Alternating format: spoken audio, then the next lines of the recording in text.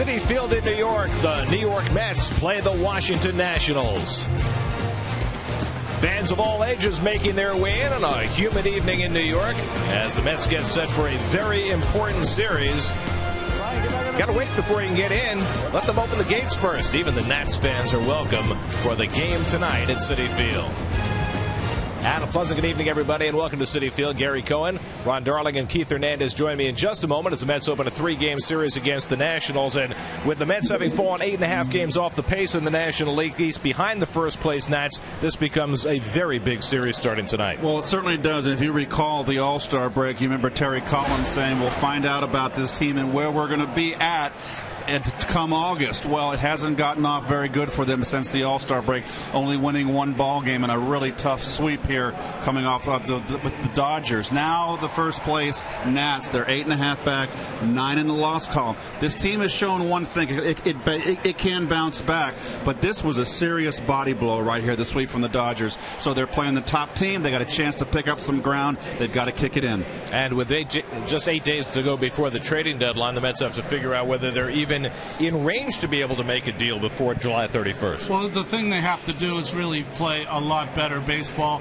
And, you know, a lot of times you look when you're playing against the #1 team, Gary, as they say, boy, this is such a downer. Well, it's not a downer. It's an opportunity, isn't it? It's a chance really to come together as a team, play good baseball, and take at least a series away from the first-place Nationals. And for the third time this season, Chris Young and Jordan Zimmerman will go head-to-head. Zimmerman pitched brilliantly against the Mets 5 days ago. He did, and so did Chris Young. I mean, in 6 innings, he gave up that one ill-fated curveball to Adam LaRoche. That was a 2-run home run. Really the only mistake he made. He pitched a fine ball game, but he's going to have to be really sharp tonight. I think Jordan Zimmerman is one of the fine young right-handers in the game. 14 of his 19 starts, he has given up 2 earned runs or less. He is as steady Eddie as it gets in the game. So it's the Mets and the Nats. Mets trying to right the ship after losing 9 of 10. All the action coming your way from Citi Field right here on SNY.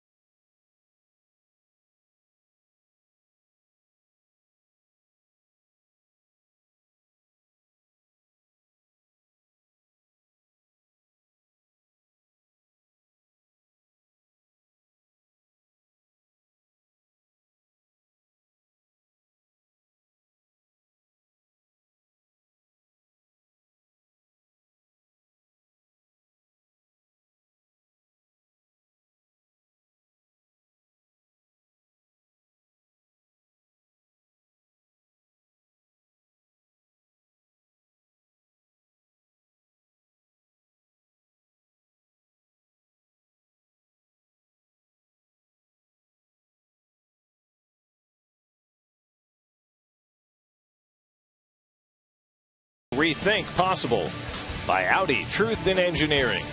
By British Airways, to fly, to serve. And by Pepsi, get 50% off 2 tickets when you bring your Mets 50th anniversary can to the Citi Field box office. Visit Mets.com/PepsiCan for more info. Hitting the road, take the Mets with you this season. Subscribe to MLB.tv today to see every Mets out-of-market game live online and on your favorite devices in HD quality. Visit Mets.com to order and get more details. MLB.tv. Baseball everywhere. Here's your Subway Mets upcoming schedule. You can listen to all Mets games on Sports Radio 66 WFAN. This is the first of 3 between the Mets and Nats here at Citi Field. And then the Mets embark on an 11-game West Coast swing. 4 shy of the West Coast in Phoenix, and then 4 in San Francisco and 3 in San Diego that will take them into the month of August. Bryce Harper, inundated. They love the kid. Wow. His autograph's going to be worth a lot. First pitch coming up.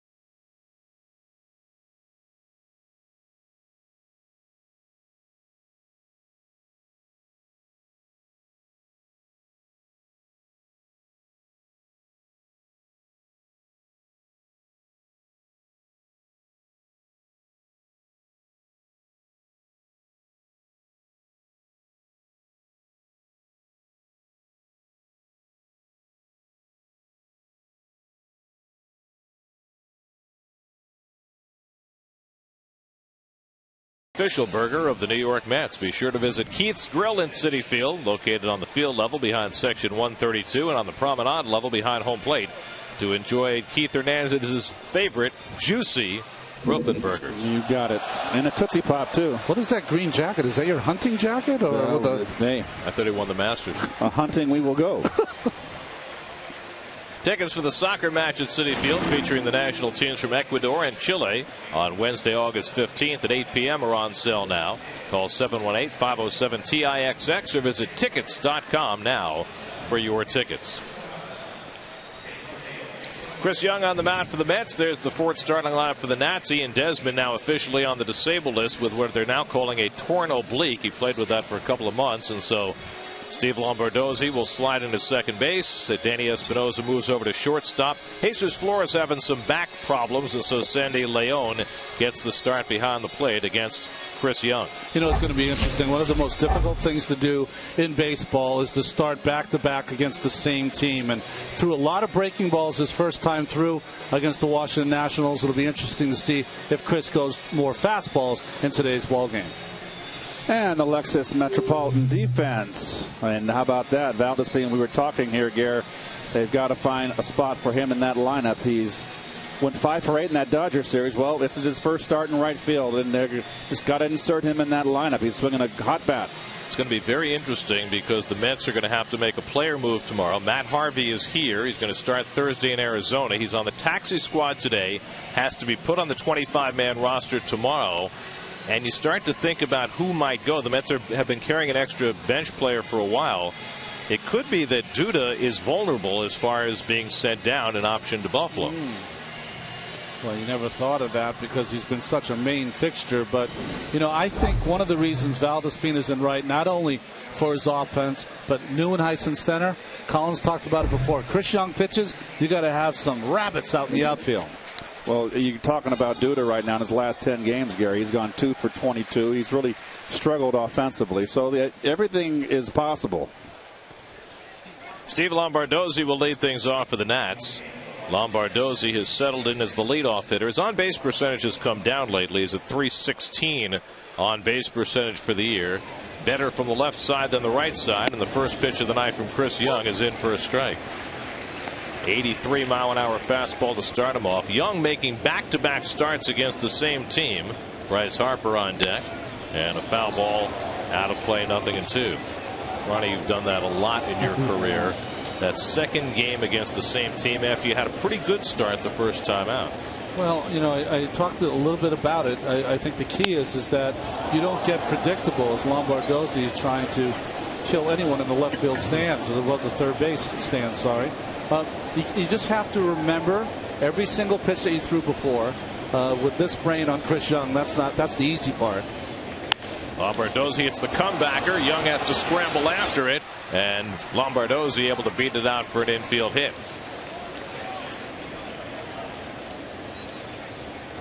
They'll score that an infield hit for Lombardozzi. Well, he comes inside, jams him. I think he got more fooled by. I thought it was hit harder. It's one of those that if you let it go, Tejada has it in his back pocket, but you don't know. You know, that play is routinely scored a hit, but why should it not be an error? Yeah, because it would be an error if it went to a player. Right? I think they're saying that they're off balance enough to give them the hitter the benefit of the doubt. Here's Bryce Harper with a runner aboard, and Harper takes it wide for ball 1. You know, they always talk about the hot corner as third base, but you know, by the time Chris Young finishes up following through, he's about 50 feet from the plate. It's a hot middle. That's right. Harper hitting at .269. His numbers have come down after a very hot start. Still just 19 years old. 19 years old, and he's learning as he's going along, hitting .269, halfway through, a little over halfway through. He's played fine defense. He's run the bases aggressively. It's been a nice breath of fresh air, and he takes a strike, 2-1. Remember when asked, Bryce Harper said that against Chris Young, who was throwing him outside, he said he was going to Ichiro it once in a while and hit it to left field. You mean that new New York Yankee? Exactly.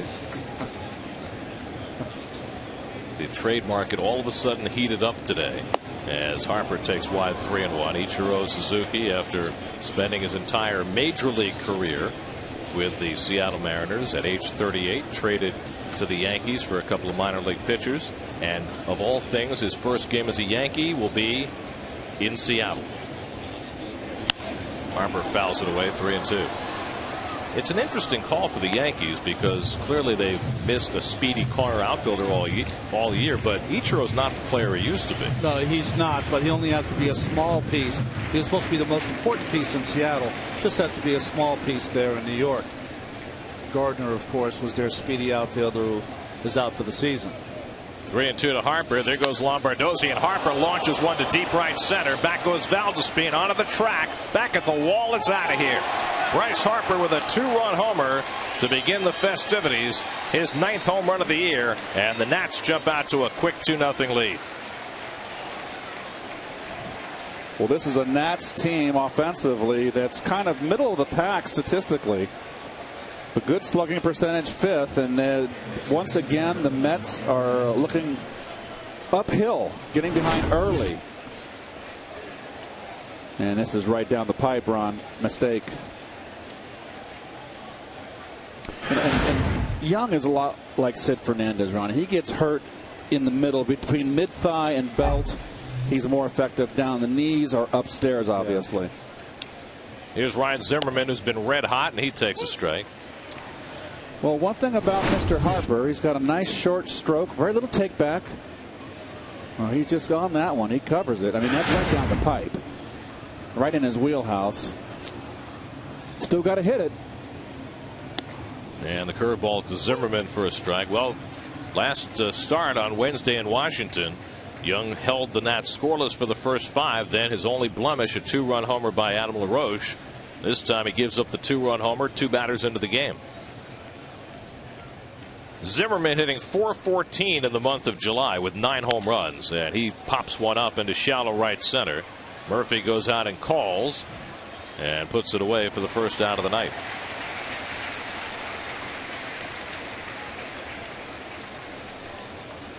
So 1 out and nobody on after the Harper home run, and now here's Michael Morse.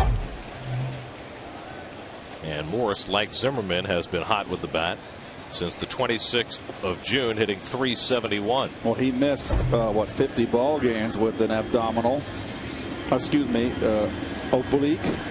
I didn't want to sound redundant, but I guess I will. He's so big, they call it a lat.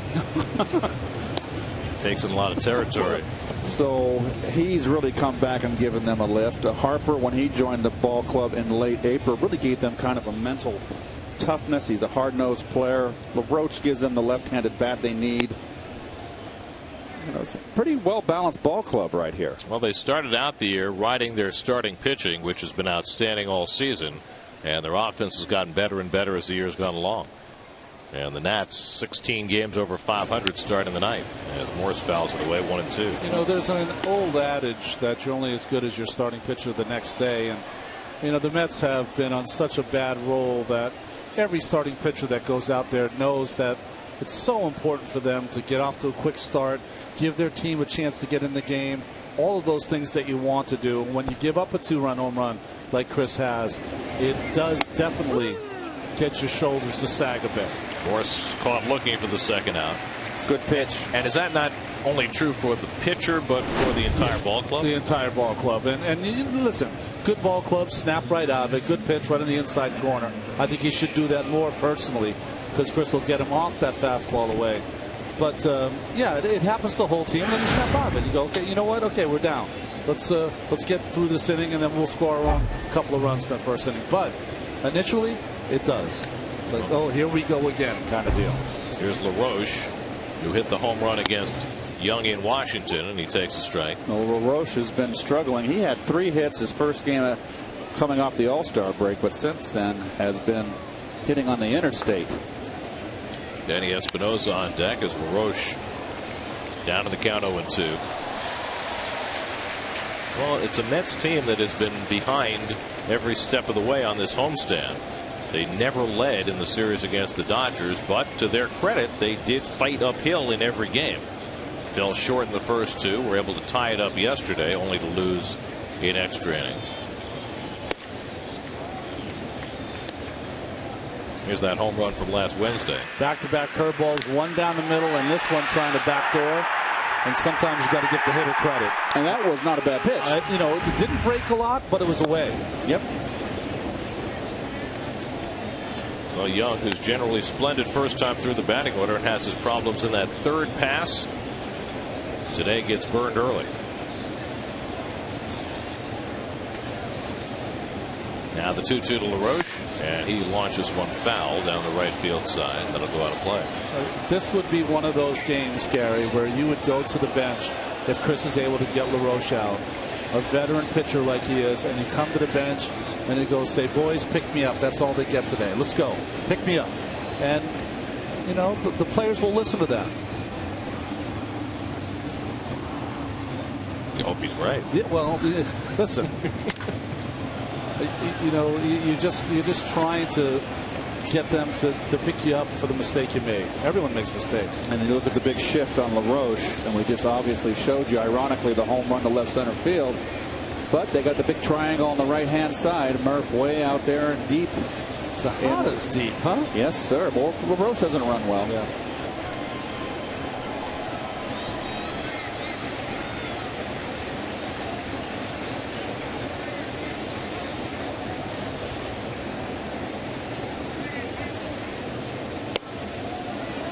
That just missed. Full count to LaRoche with the switch hitter Espinosa on deck. Young making his 9th start after making just 4 starts each of the last 2 years because of injury. And LaRoche takes ball 4.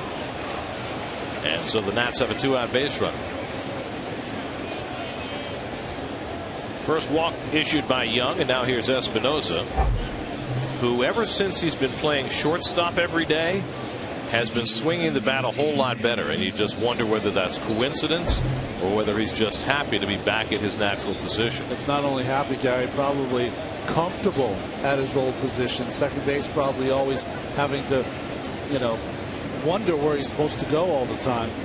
Easy as pie at shortstop. Well, the other thing we noted when we watched the Nats play last week is that Espinosa appears to be a much smoother shortstop than Ian Desmond. I agree. And it makes you wonder whether at some point they're going to make that move permanently and maybe move Desmond to a different position. Well, Davey tried moving a veteran shortstop a while ago when he was the manager of Baltimore. It didn't work out so well. Yeah, but I don't think Desmond is quite as entrenched as Cal Ripken was. I mean, Cal was to the point where he owned the dirt at Memorial Stadium in Camden Yards. Manny Alexander, was that the name? Cal would not even let Manny take ground balls in shortstop before the game. That's how entrenched he was. This one's hit down the right field line. It hooks. And it goes foul. Wow. And not by much up in that Pepsi porch. You got to pitch Espinosa left-handed upstairs. Well, we talked about it before here. 10, 12 feet. Almost a one-handed catch by that Mets fan. Well, we talked about it when Parnell had to face him late in the game, and he threw them all them breaking balls and then the fastball down in the zone. Espinosa from thigh to knees is dangerous. Well, Chris Young, a guy who generally works up in the zone. And Espinosa vulnerable to the strikeout. Comes inside and misses 2-2. These Washington hitters stand right on the dish and they do not move. I'll tell you, I know what I'd put in the game plan at least. They dare you to hit them. 30th pitch of the inning upcoming from Young. 2-2 to Espinosa, and he misses up and away, and a full count. So Young already running his 3rd full count of the opening inning. That'll put LaRoche in motion, and so Davis will play a step behind him.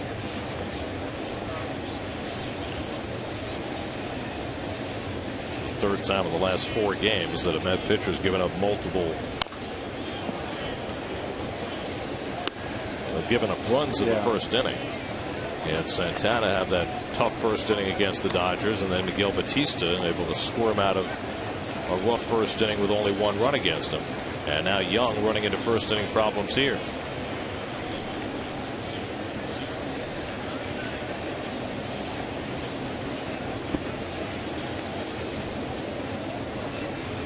Again, the 3-2 to Espinosa, and he pulls it down toward first, past Davis and into right field, a base hit. LaRoche will go first to third, and Espinosa's aboard with the 3rd hit of the inning. Well, the Nationals are off hot here in the first inning. There's too much plate, Ronnie. I don't know, it looked like I wanted to throw a cutter. And that's right in the hole there, 1st and 3rd, and sets it up for Roger Bernardina, who's been red hot. So Dan Warthen comes out to give Young a breather, and on what is a very humid evening, having already thrown 32 pitches in this opening inning. That's what it must be for. I mean, you have a veteran out there. He knows he's up against the ropes. Obviously knows the hitter Bernardina. Kevin gave us the report when we were in Washington. He has a tableau full of all the information he needs to get these hitters out. Well, here's Bernardina, who could not be hotter right now in RBI situations. For the year, with 2 outs and runners in scoring position, he's hitting .632, and he's had a hit in his last 7 chances with 2 outs and runners in scoring position. And the first pitch curveball misses for ball 1.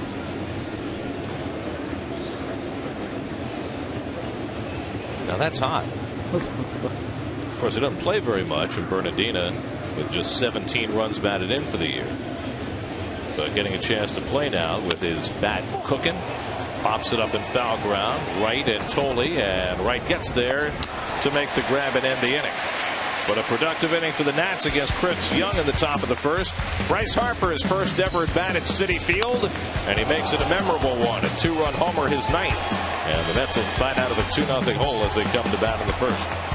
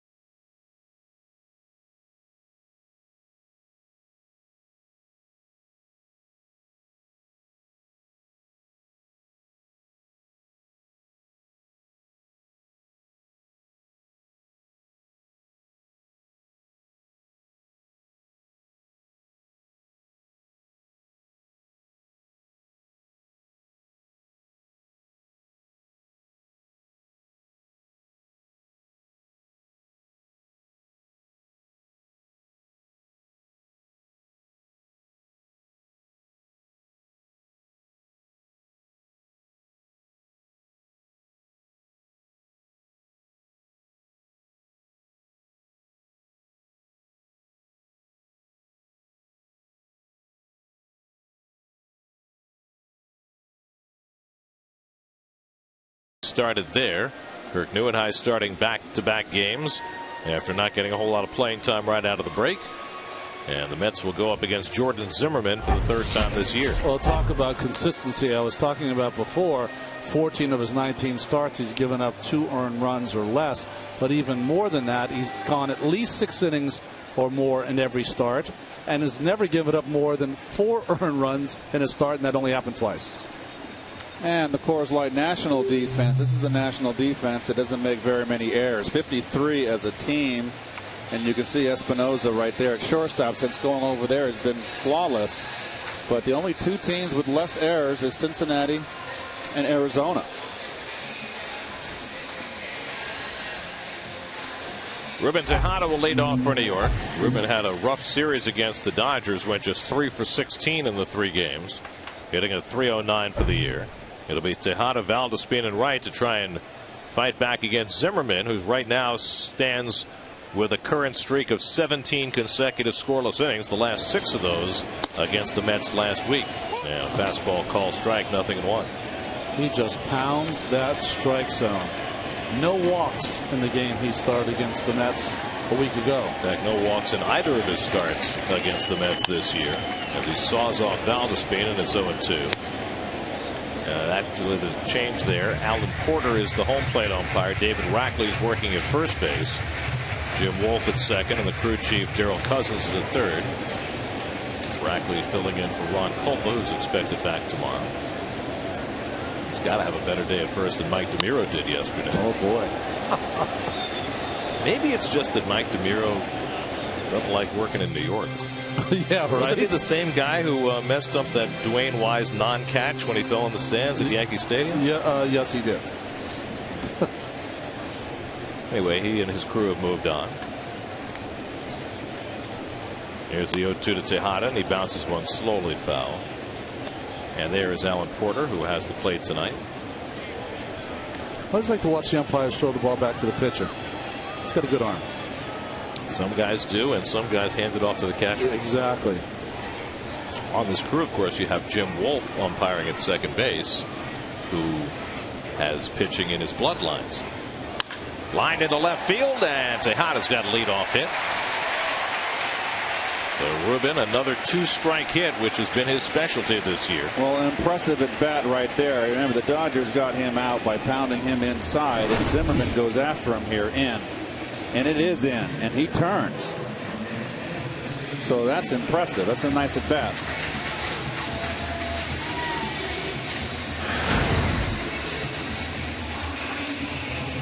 So Jordany Valdespin will bat with a man on. Valdespin getting his 15th start, and liable to get more and more playing time if he continues going the way he's going.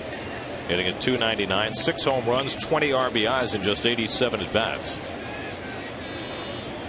And he takes all the way, and a call strike, 0-1. Valdespin hit a home run against Zimmerman earlier this year. I like the way where Zimmerman is playing at third. You got a threat of a drag bunt, and he's not aggressively in where he gives up too much ground. He's at the cut of the grass right there. That's in enough. He comes in with the pitch, and you're there to field a drag bunt. Dare I say it? Well, Valdespin has certainly shown a proclivity for dropping down bunts, and he's done it successfully. We saw in the Dodger series, and like Ronnie, you were here yesterday. They were playing like 5 feet on the grass. It's just you're taking up too much. You're giving up too much ground for as far as covering a ball in the hole or down the line.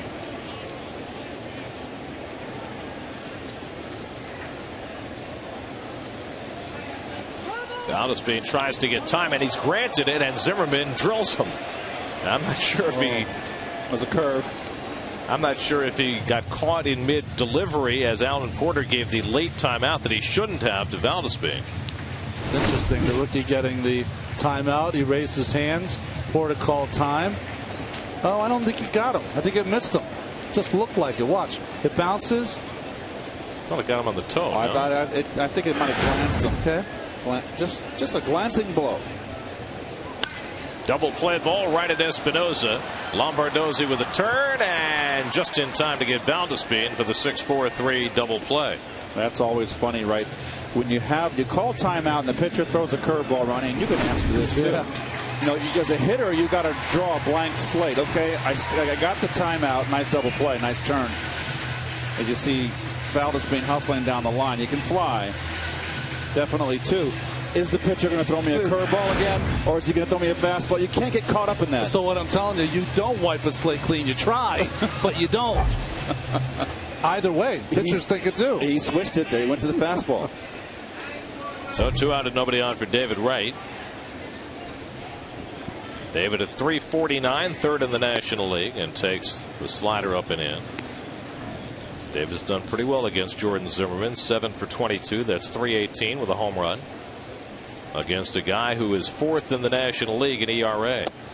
2.35 starting the night. The guy at the top of the heap in ERA in the National League, it was reported earlier today, was traded, and then he wasn't. That would be Ryan Dempster, who a lot of outlets had going to the Braves for Randall Delgado, but unfortunately, whether that was true or not, Dempster, as a 10-5 player, had a right to veto the trade, and as of now, it is not a done deal. How come they didn't report that? Well, they did later. Oh. Little flare on the right side, and Lombardozzi grabs it, and Zimmerman is through the first inning. After 1 at Citi Field, 2-0 Washington.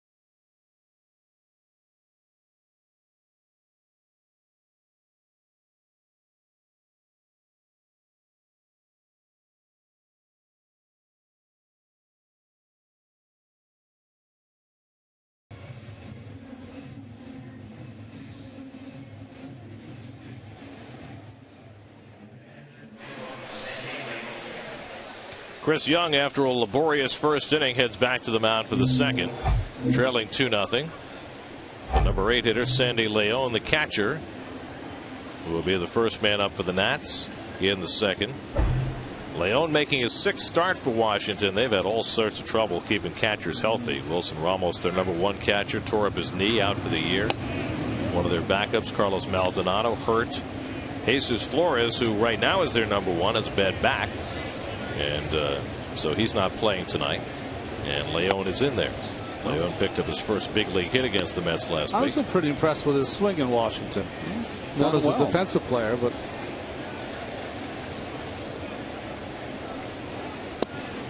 got his first major league hit against R.A. Dickey last week.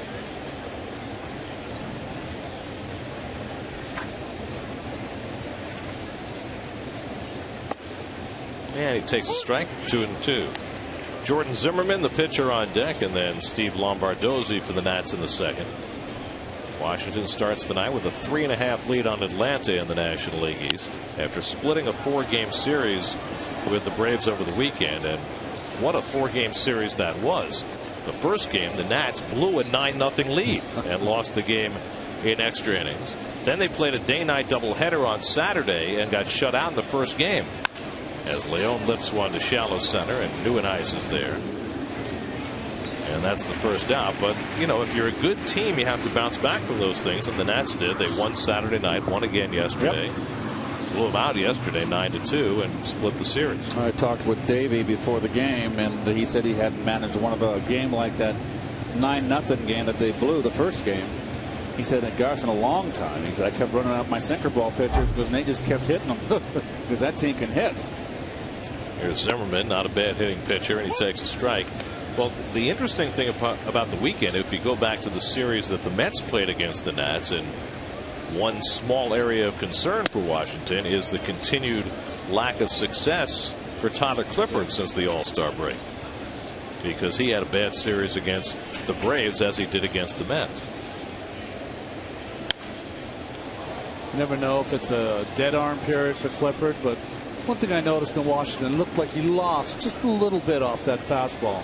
Has he gotten away from throwing his curveball? He's got a good breaking ball. He does. You're right about that. He never throws it anymore. And the Nationals people feel, as Zimmerman strikes out for the second out, second strikeout for Young, they feel as though he's gotten a little over-reliant on his changeup. It's a good changeup, but you have to set it up with his fastball. I remember Clippard, probably down there listening to us. I remember him. One of his strengths was upstairs with that fastball. He would get the hitters to swing through. And then when they started to maybe time it, he would drop that parachute change. Talented guy, though. He's a guy that can go, 2-3 innings even if you had to. Here's Steve Lombardozzi. Well, it certainly opens up a question for the Nats now that they have Drew Storen back, and he's made a couple of appearances in, 7th, 8th inning situations. How quickly might Storen get his closer's job back if Clippard continues to struggle? Lombardozzi gets jammed and pops one up for Ike Davis. So a nice bounce back inning for Chris Young. He sets the Nats down 1-2-3. Well, the red hot Daniel Murphy will get a turn at bat in the second inning. 9 for 11 in the series against the Dodgers. Murph and the Mets trying to fight back in the bottom of the second when we come back.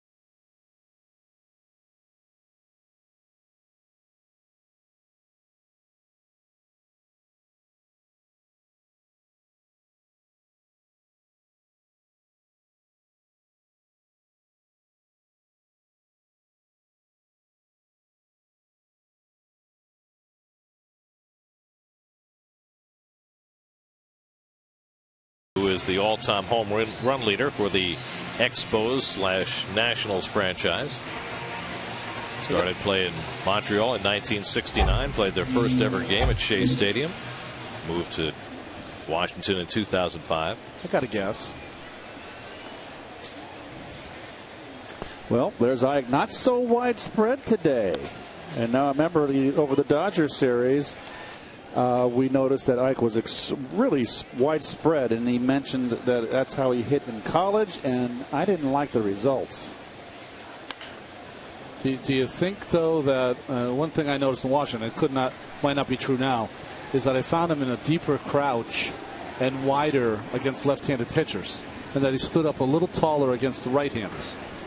I never understood why you would want to change your stance and stay with what got you to the dance in the first place.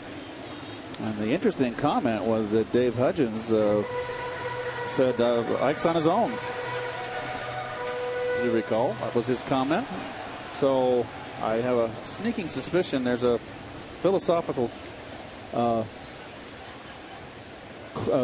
a disagreement there of what Ike wants to do. But if Ike wants to try to go back to his college days stuff, go be my guest. But he certainly got a lot of fastballs thrown by him the last series. Listen, different things work for different people. David Wright this winter went back to a childhood coach who helped him think about his swing. 1-2 to Ike, and he rolls one foul.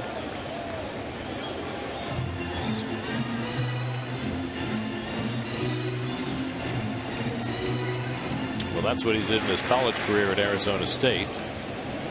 Note the success as a pitcher. No, wow. The Mets are not thinking about using Ike in the bullpen.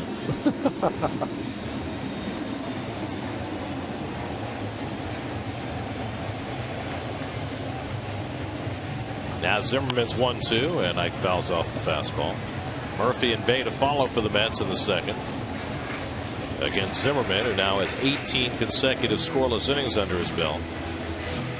He is a shortish right-hander. I mean, he's not short, but maybe 6'1", 6 foot, stocky guy. But the ball seems to jump on the hitter. They don't seem to react to it well. Kind of a short armor.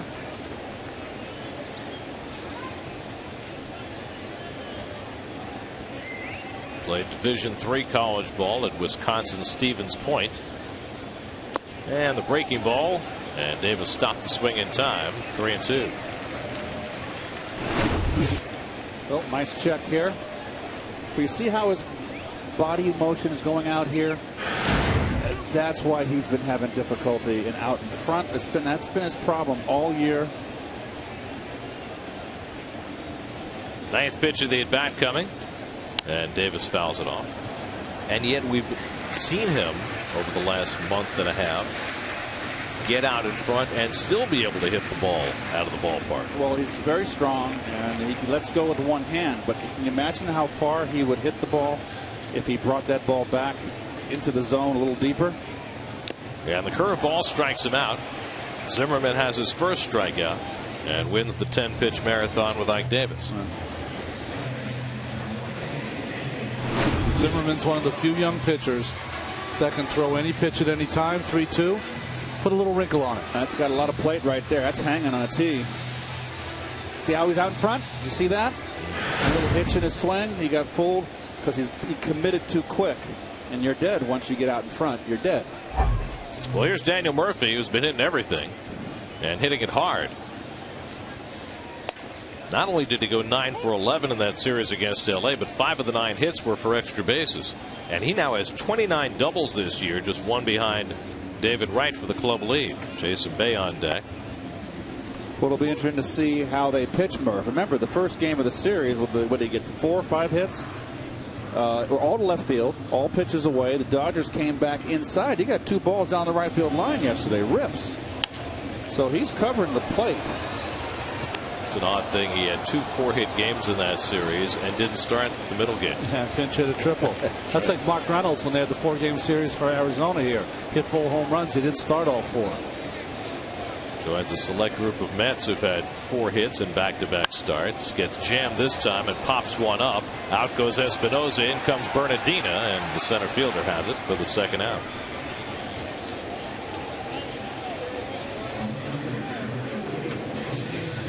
there's actually been one Met who had 3 straight 4-hit starts. And that was in 1995 in, I think, his only year as a Met, Brett Butler. Oh. Bunt Masterson. Yeah, I don't remember how many of those hits were for bunts, but probably a few. Here's Jason Bay. And he takes a slider for a strike. His first pitch strike percentage right up there, and that's why he walks 1.7 per 9 innings. He just is relentless at pounding the strike zone. That other name on that list, if you don't know it, folks, Tommy Malone. He was with the Nationals last year. They used him to trade for Gio Gonzalez. It's turned out to be a good deal for both teams. The A's also got Derek Norris, the catcher, in that trade, and the A's are the hottest team in baseball right now. That's Dan Barr's Oakland A's. That's right.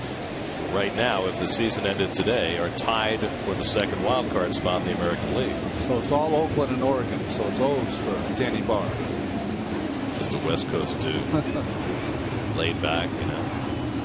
Laid back? Maybe not. Okay. 1-2 is fouled back by Bay.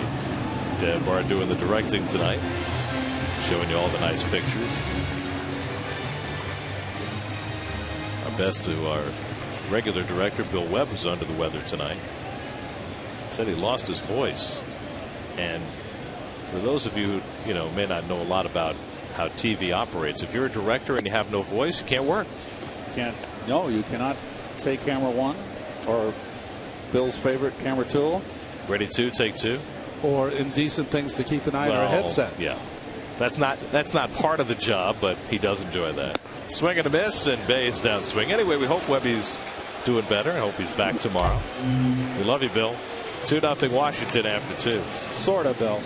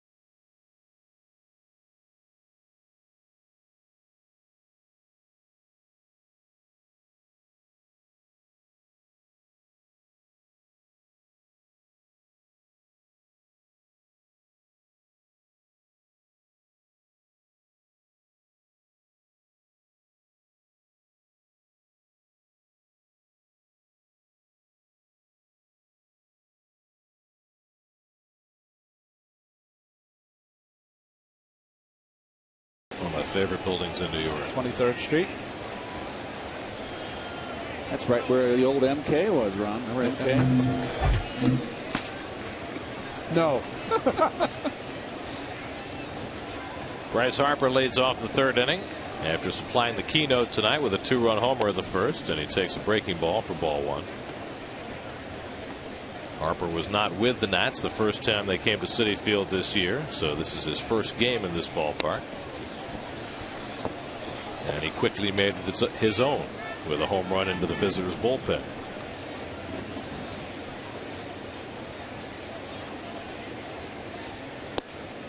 And he takes a strike, 2-1.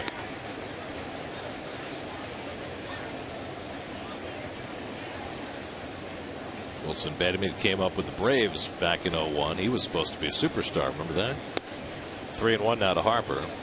Instead, he has settled for a nice utility man's career. Home run in yesterday's game, but I'm sure someone had to sit down at the television today and say, what's this big deal about Bryce Harper? Ball 4, and Harper's aboard with a leadoff walk. Now I know. Well, those are the Nats' first-round picks since they became the Nats, and they have gotten more mileage out of their first-round picks than most teams. Ryan Zimmerman, of course, is a star. Ross Detweiler is becoming a star. Drew Storen has been their closer. Strasburg and Harper, once-in-a-generation picks both.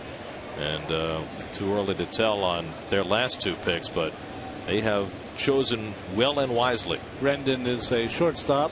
Giolito, a big right-handed pitcher. Mets will see Steven Strasburg on Wednesday afternoon in the final game of this series. Well, that's why they have the #1 ERA in the National League. The Nationals, you got that 12-5 Gio Gonzalez and Mr. Strasburg. City probables, Gonzalez and Dickey in the rematch tomorrow night after Dickey got the upper hand last week. It's the only game the Mets have won since the All-Star break. Actually, David Wright got the upper hand in that game. A couple of home runs. One of them against Gonzalez, who had been so good going into that start, but he had nothing that day. Zimmerman popped up his first time up, and he hits this one in the air to right, and Valdespin, who looks exceptionally comfortable playing the outfield. I don't think we saw him play right field in spring training, and I don't think he played there at Buffalo either. But it hasn't mattered which outfield position to put him at. He looks like he's played there his whole career. He just is a comfortable personality. He'd feel fine at Bemelman's and the Carlisle. I mean, he's just a guy who's he's just fine. I guess the test will be if they strap the catching equipment on him. See how he handles that. Well, one thing is for certain, the way things are going with this team right now and with the energy that Valdespin has provided, he's got to play just about every day. Maybe not against the lefties, but certainly every time the Mets face a righty going forward, you have to expect to see Valdespin in the lineup now. I think before the year is out, he's going to be playing every day. That's my feeling. Michael Morris took a call, 3rd strike his first time, and it's up and away for ball 1. Harper with 12 stolen bases, and you recall, Met fans, Chris Young has a very difficult time with that excessive altitude of his of holding runners on. Got a caught stealing in his last start. Danny Espinosa was caught. But for his career, the stolen base percentage against Chris is over 90%, the highest among active pitchers. But he's done a lot more work lately, working on runners, trying to hold them close. Adam LaRoche on deck. This is also a Nationals team that's 4th in the National League in stolen bases. Young having command issues right now with his fastball, and he's behind on Morse 3-0 after already walking Harper in this inning.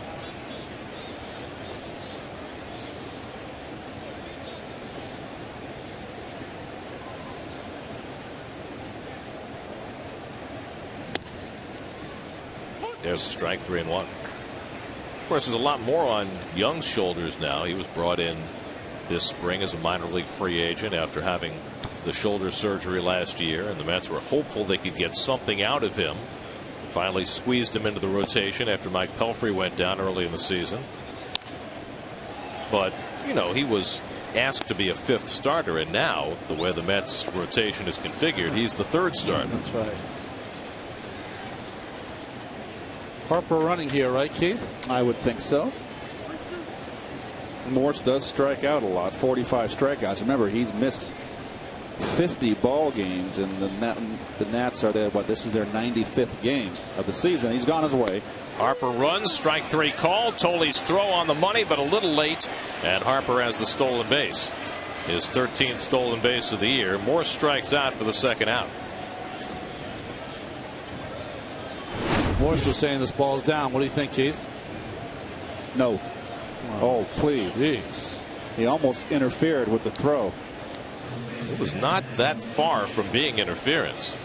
as he came across the plate in front of Tolley. He got called out twice in first two at bats. Fastballs inside, looking. Yep. So 2 out. Harper now at second, and here's LaRoche, who drew a walk his first time up. And the Mets again put 3 infielders on the right side, but this time Wright has to stay closer to home at third with a runner at second. And LaRoche mired an 8 for 42 in his last. Oh, this is his 11th game now. Of course, one of those 8 was the home run against Young in Washington. Danny Espinosa would be next. Nats 2, Mets nothing on the strength of a Bryce Harper home run in the first inning. Young had to throw 34 pitches to get through that first inning, so his pitch count rising rapidly on a day when the Mets could really use length out of their starter. Mets are in a situation where the last 3 days they've asked their relief corps to pitch 17 innings. They got 7 out of their starter yesterday, but because the game went 12, bullpen still worked 5 innings. That's up and in to LaRoche 1-1. And there have to be at least a few people unavailable for today's game. You have to figure that Ramon Ramirez, after that lengthy stint in which he finally seemed to tucker out in the 12th inning. I mean, he pitched 2 innings Friday and then tried to go 2 innings yesterday. Harper runs and LaRoche pops it up in foul ground. Tolley coming back and has room to make the grab. Side retired. So a leadoff walk. Young pitches around it. We go to the bottom of the third at Citi Field with the Nats leading the Mets 2-0.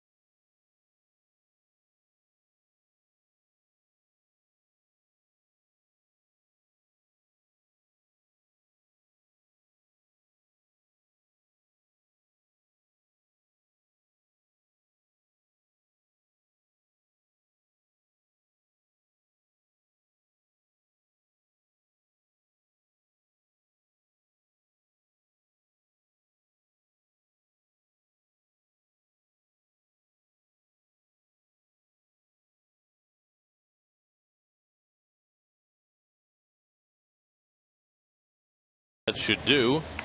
Just 8 days from the trading deadline now. Should they A, buy, B, sell, or C, stand pat? SNY.TV or 56812, where you should text your response, A, B, or C. I like stand pat. Kirk Neuenhuis leads off the home third. Neuenhuis, Tolley, and Young, the lower third of the order, coming up against Jordan Zimmerman. Well, Kurt hasn't started much, and for the first start in a while yesterday, and he had a nice 2 for 6. Hit a nice double down the right field line. Hit the ball hard. Hit one ball solidly to left center as well for a base hit. And Zimmerman starts him off with a fastball strike. The 91 strikeouts are alarming. That's a lot of punch outs.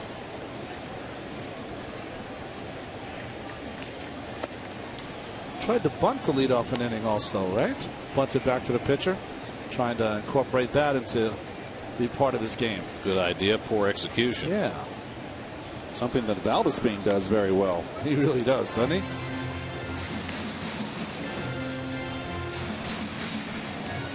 Well, we mentioned it earlier, the fact that the Mets are going to have to make a player move tomorrow to activate Matt Harvey as he gets ready for his Thursday start. And they're likely to send out a position player. And certainly Neuenhuis's name has got to be in the mix as far as who goes down. I mean, you have to think about who's got options and who doesn't.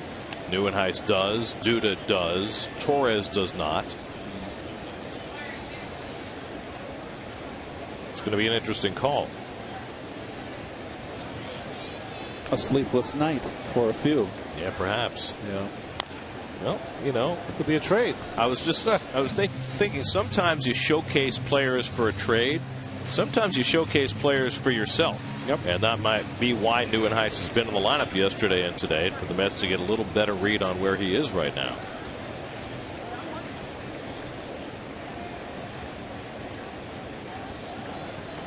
But certainly the trade winds are in the air on both sides.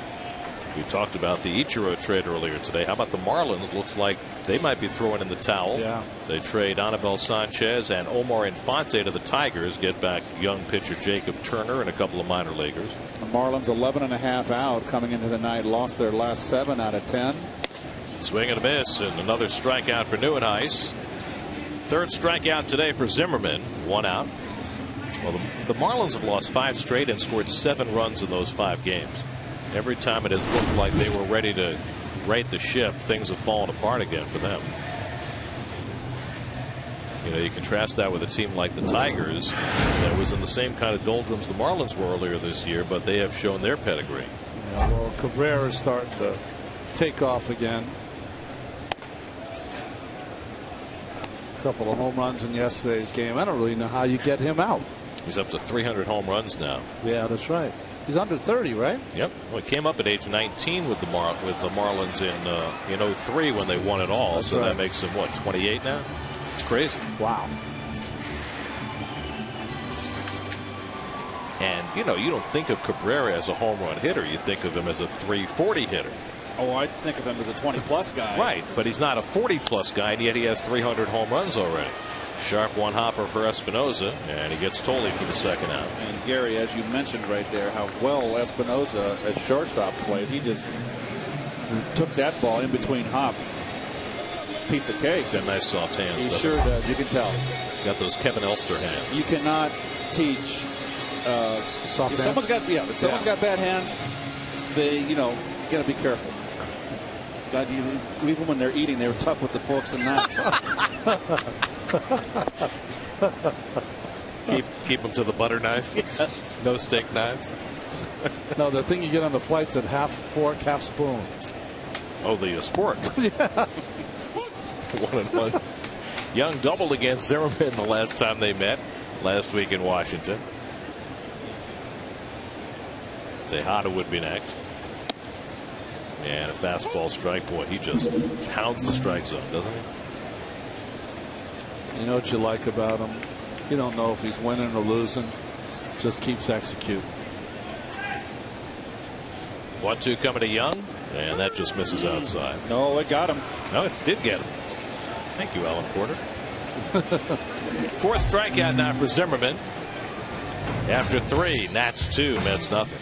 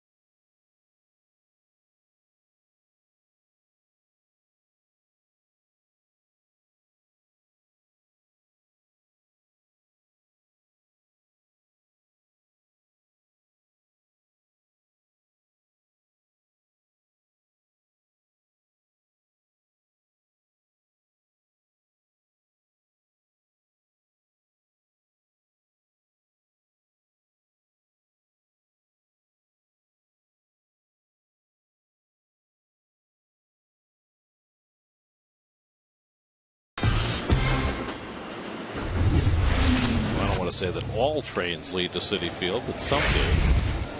That's right. You catch a 7 train from there, I know that. But you can connect to the 7 from, from anywhere. That's right. That's more of a Metro North, right? I mean, even if you're on the L line. That's go right. into the city, take the Lex uptown. That's right. Get your 7 at Grand Central. You're all set. Danny Espinosa leads off in the 4th inning against Chris Young, and he pulls one down to first. And Ike Davis handles it, 1 pitch and 1 away.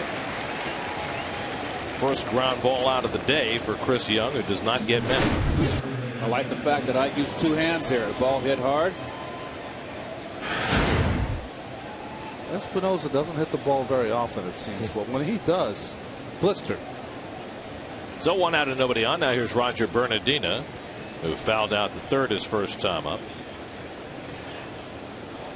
And tries to bunt his way on and fouls it off.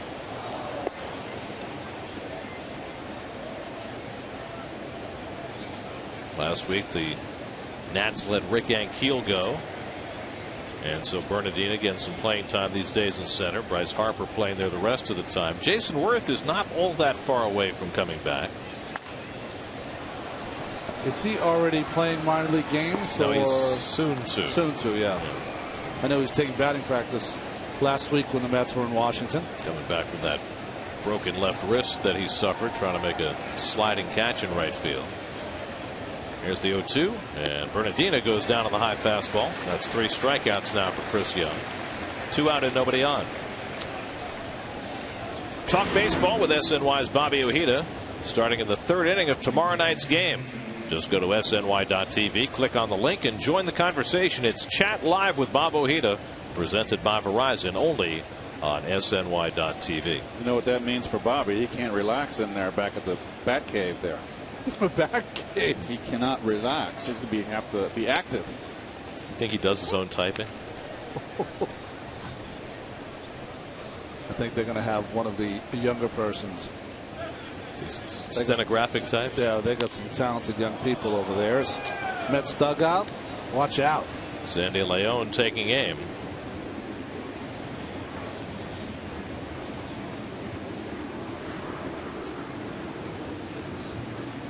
Scott Hairston had to execute the parachute right there.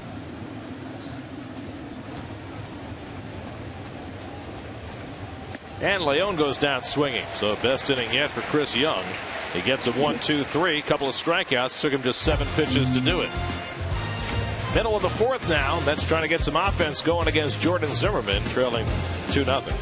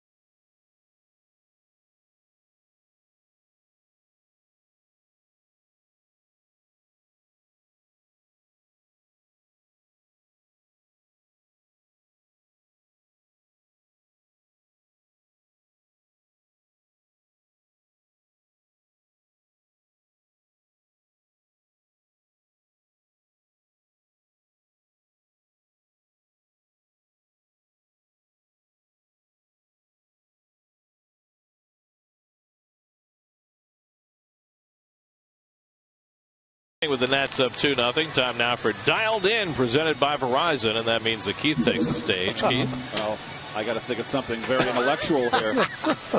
We're going to talk about the Nationals. Are they going to be around? You think they are a real legitimate contender? They're in first place right now. I think that they're going to be there. And remember, they're without Jason Worth, their right fielder. He's coming back in August. That's going to help their offense, strengthen their offense. From a pitching standpoint, you got the #1 ERA in the National League. Your starters, they got a quality 5 starters.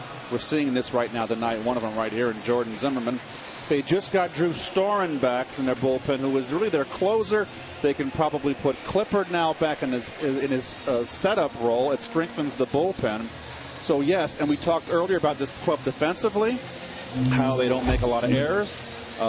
Third fewest errors in the National League, and they have team speed. So 4th in the National League in stolen bases. There's a lot of ways that they can beat you, both offensively, defensively, and pitching, and I think they're going to be there. Well, let me ask you this. If the Nats go into the postseason and Steven Strasburg has reached his innings limit and he's not a factor in the postseason, then I presume that Jordan Zimmerman or Gio Gonzalez becomes their #1 starter in the postseason. Right? So those two would be their top 2 pitchers. Yeah. Who would be their third? Well, I don't think they have one right now. I mean, Detweiler has thrown wonderfully. Tejada picks up his 2nd hit. So he led off the first inning with a hit against Zimmerman, who then retired 8 in a row, and now Tejada is 2 for 2.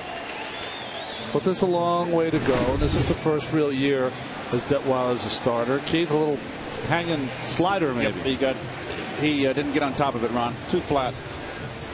Well, there's another piece to that, too. And we mentioned it, Keith, when we were down in Washington, but I don't think anybody else has really talked about this.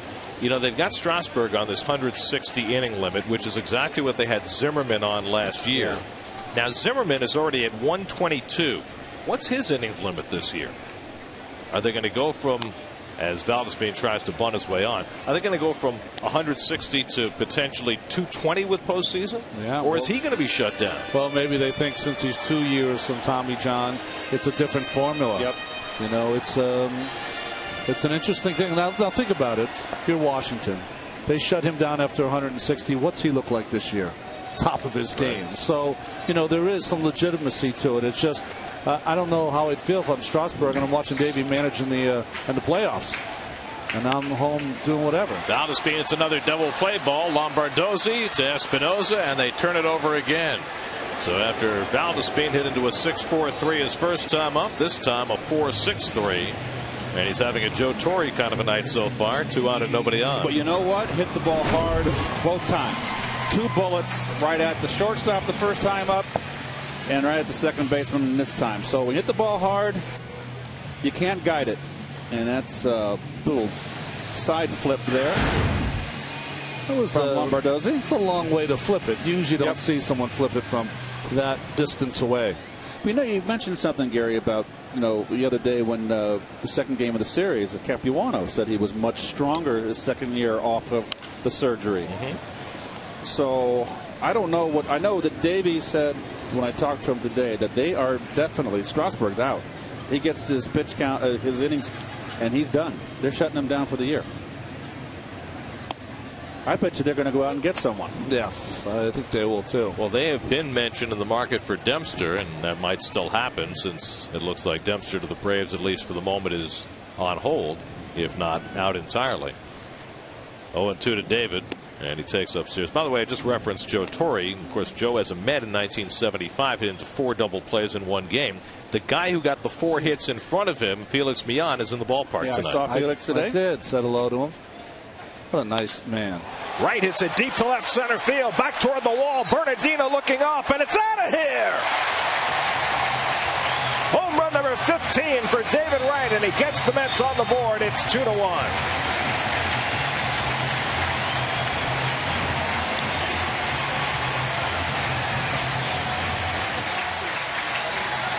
Now he's been there every day all year. When the Mets have struggled their most, it's been Wright every day. Well, you know what? Right there, too. I know the 385 sign, and that's a big distance right there. And guess what? The beautiful swing right there, David. Down. Not a good pitch. It was a 1-2 count. But that's a possible F8 on your scorecard with the old dimensions. Or at best a double. Right. Instead, into the Party City deck for Wright's 15th home run. That gives him the club lead by 1 over Davis. Well, he's right on it. And I was mentioning, Gary, in that second game of the series against the Dodgers, I was getting a little bit concerned that maybe David was trying to do too much with the team struggling. You know, you can't hit an 8-run home run. You just got to just stay within yourself. Easier said than done. So after Zimmerman had thrown 20 consecutive scoreless innings, Wright finally busts that up with a home run. You show me a strike thrower like Zimmerman, he's going to give up some home runs. 12 so far this year, which is not bad in 126 innings. No. I mean, if you throw 200 innings, 18 to 20 home runs is about what you expect. Unless you're Robin Roberts or Fergie Jenkins or Burt Blyleven. Burt Blyleven. Catfish Hunter gave up a few. Yeah. All great. I think Burt's still got the record, right? 50 in a season. 50 in the Homer Dome. Good enough to get you in the Hall of Fame. Did you see what he said? He went to the ceremonies this weekend. As soon as he got to the Hall of Fame, went to see his plaque was still there. Wanted to make sure Reggie didn't take it down. You see what he said about Reggie, by the way? Yes, I did. It was a tremendous line, which we probably can't use on the air. Breaking ball, and Davis takes the call, third strike. That's 5 strikeouts for Zimmerman, but the Mets get on the board. David Wright does it again. His 15th home run, his 5th against the Nats this year. He's now driven in 67. 2-1 Washington after 4.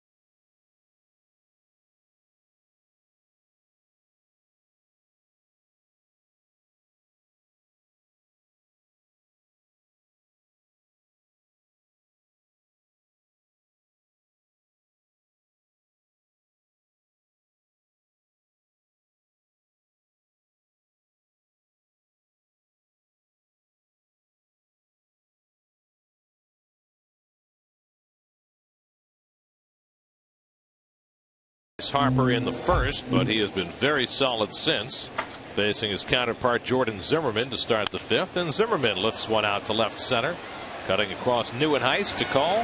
1 pitch and 1 out.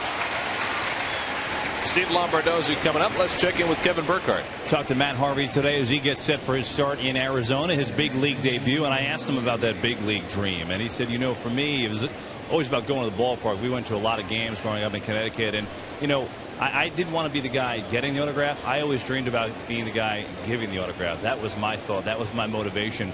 You know, in our conversation, he brought up the changeup as a big thing for him. He said he feels great with it right now. And he said, you know, for me, it was one of those pitches that I actually did throw a lot in high school and college. But, you know, you got to the later levels of college and then in the pros, and there were a lot of times I didn't need it. So people would beat it into me that, hey, you've got to throw this. And I guess I finally started believing them is what it came down to. In AAA, I also worked on the grip and fiddled with that, got comfortable. He's really confident in that changeup. Interesting to see how much he uses that on Thursday in Arizona, guys. I'm going to miss it. I'm going to be I'll be in studio though that night, guys. So I'll be watching and I'll be listening to you guys. We'll have to dial you in. Maybe well, yeah, that's right. I'll be there. We'll stream you in. I'm not going to be typing though, so just get me live. Got it live. I thought Matt said something very interesting. He was asked when he thought he was ready to be a major leaguer, and he said, in my last start, and we all perked up. Last start he was awful. Yeah, right. yeah. A terrible start Yeah. the other night, and he said, I pitched very poorly, but I didn't cave in. And he said, in my last inning, I thought was my best inning of the game, and it's that point that I realized that I could do what I needed to do to be a big leaguer. I thought that was fascinating. Yeah, it was. It's very fascinating. Because it would have been easier for him to say the start prior, where everyone was there and he pitched brilliantly. 3-2 to Lombardozzi, and he pops one up. The balls in the air just keep on coming for Chris Young, and Tejada puts it away for the second out. And Matt Harvey met with the media before the game today. Here's something of what he had to say. Obviously the success has been there, but learning and adjusting to each level. And last year I went to AA and had some struggles, and figured it out, and went to AAA and had some struggles and figured it out. And I think I got to the point where I can do that, and hopefully I can do that here. And obviously hopefully I don't have any struggles, but you never know. Here's a little take on his personality. He grew up in Connecticut, and he grew up a Yankee fan. But he said his favorite player was Paul O'Neill. He said he went to a game at Yankee Stadium one day, and he saw O'Neill in the outfield on a day he was 3 for 4 with 2 home runs, and Paul was still practicing his swing in the outfield, trying to get it perfect. And he said that's the kind of determination that really attracted him. Harper hits one out to center, and Nieuwenhuis squeezes it. Another 1-2-3 inning for Chris Young. He's now retired 9 in a row. Halfway through, 2-1 Washington.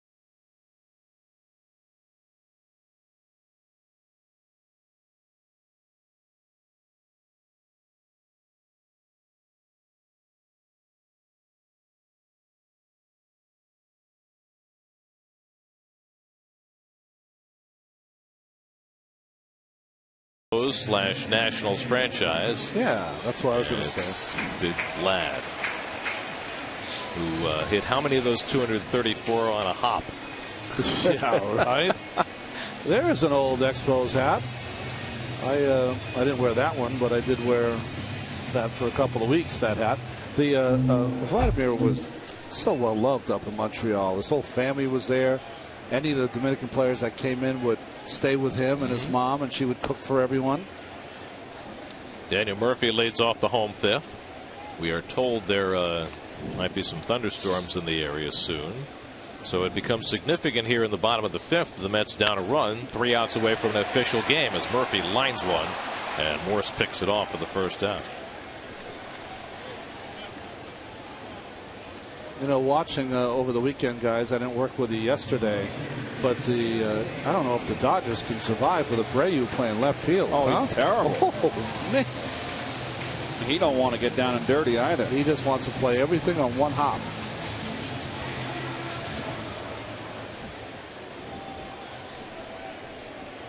Here's Jason Bay, who struck out his first time.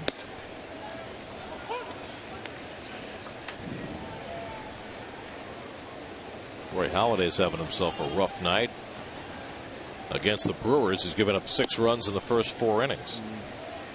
Not exactly back in mid-season form. Josh Johnson is shut out Atlanta through 5. It looks like the Phillies have guaranteed the 6th year to Cole Hamels to try to get him to sign. I wonder if he doesn't sign, if they're going to do something really strategic before the 31st. They've got to sign him. Bay hits it to center field and deep. Back goes Bernardina onto the warning track, and he has room. 2 out. So Bay making a bid dead central and coming up a few feet shy. 2 out. First 2 hitters in the inning have hit it hard against Jordan Zimmerman, but to no avail. And now Kirk Neuenhuis bats with 2 out and nobody on. You know what I would try to do if I were Philadelphia? Only because of all the success he's had moving in midseason. Let's see if someone would take Cliff Lee's contract. I think you're much better off doing that, because if you look at the age on that team, it's really hard to allow your youngest star in Hamels to walk away. But then again, you're Cole Hamels, you're from California, seems to be unlimited funds in both the Los Angeles teams. Do you take a shot because it's your chance to take a shot? It's an interesting question. I wonder whether the Angels are going to be willing to spend as much money this next winter as they did this past winter. Depends on how far they go.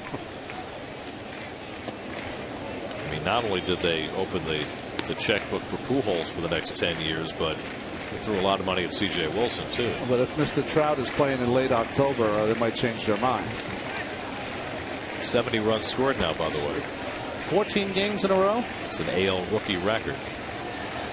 Here's the 1-2 and a ground ball. Sliding over is Espinosa. And it's a 1-2-3 inning for Jordan Zimmerman. It's now an official game. After 5 at Citi Field, some of the scenes from tonight's game.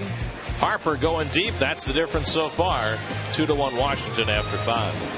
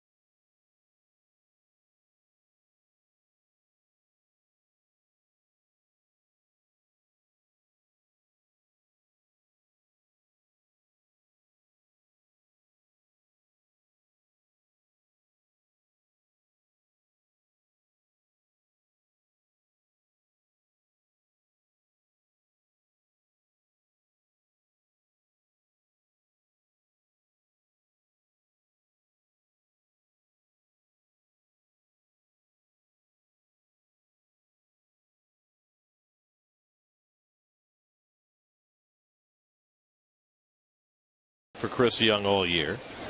Ryan Zimmerman takes a strike. Third time around the batting order has been a difficult road for Young to get through. That was the case when he faced the Nats last week, and LaRoche hit the deciding home run against him. Zimmerman 0 for 2 today, popped up and flied out, and he lifts one to deep right field. Valdespin back, and he has room onto the track to get it. 1 out. So 1 out and nobody on. Let's check in with Kevin Burkhardt with a view of the Pepsi porch presented by Pepsi Max Field of Dreams. Kevin? Well, guys, it is somewhat realistic. The Mets could get Frank Francisco back by the weekend in Arizona. He's here today. He's going to pitch in Brooklyn tomorrow for the Cyclones. Sandy Alderson said the plan is pitch tomorrow in Brooklyn, day off, then again Thursday, and then they'll reevaluate. As far as Francisco, he said the plan is to get him 1, 2, 3. And he did say if I had my control, 2 outings might not be enough. It seems short, but we'll see, especially in the Mets' current situation, looking for some bullpen help. I did ask Frank if he's going to go on the Cyclone, and he said, no, I'm good. I'm good there, guys. Although that would be awesome if he did, and we could video that. That would be terrific. Could always go over to Gargiulo's after he's done, grab a little veal parm. Be sure to go to MLB.com/Pepsi Max to vote for the home field advantage for one of the 2 semifinalists who will play ball with MLB legends in this year's Pepsi Max Field of Dreams game. Young behind on Michael Morse 3-0 after striking him out his first 2 times up. The other guy who the Mets might have back by the weekend is Mike Baxter, who of course was hurt on June the 1st, making that great catch in Johan Santana's no-hitter, and has just begun to play the field again. He's had plenty of at-bats as a DH, so by the weekend when the Mets are in Arizona, Baxter could be ready to be activated, and that would be huge for this team if he could provide what he had been before he got hurt. 3-2 now to Morris, and that would create yet another roster situation, wouldn't it? What do we always say? Roster situations seem to always take care of themselves at some point. Yep.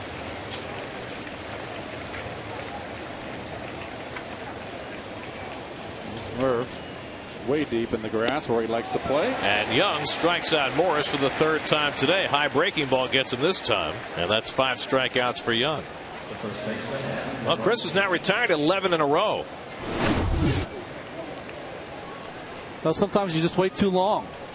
Certainly a pitch to hit, but if you didn't get away with every pitch that wasn't perfect, it'd be a tough living. Isn't it already? Yeah, exactly. Hey, you're talking about taking care of business and roster spots. I certainly will not name names, but I played with a few players that knew the timing of people coming back and would get a little ache and pain here and would be going on the disabled list when a star would be coming back. Popped up, and Murphy already playing well out into the outfield in perfect position to grab it. And that's 12 in a row retired by Chris Young. Now can the Mets get him a lead as we go to the bottom of the 6th?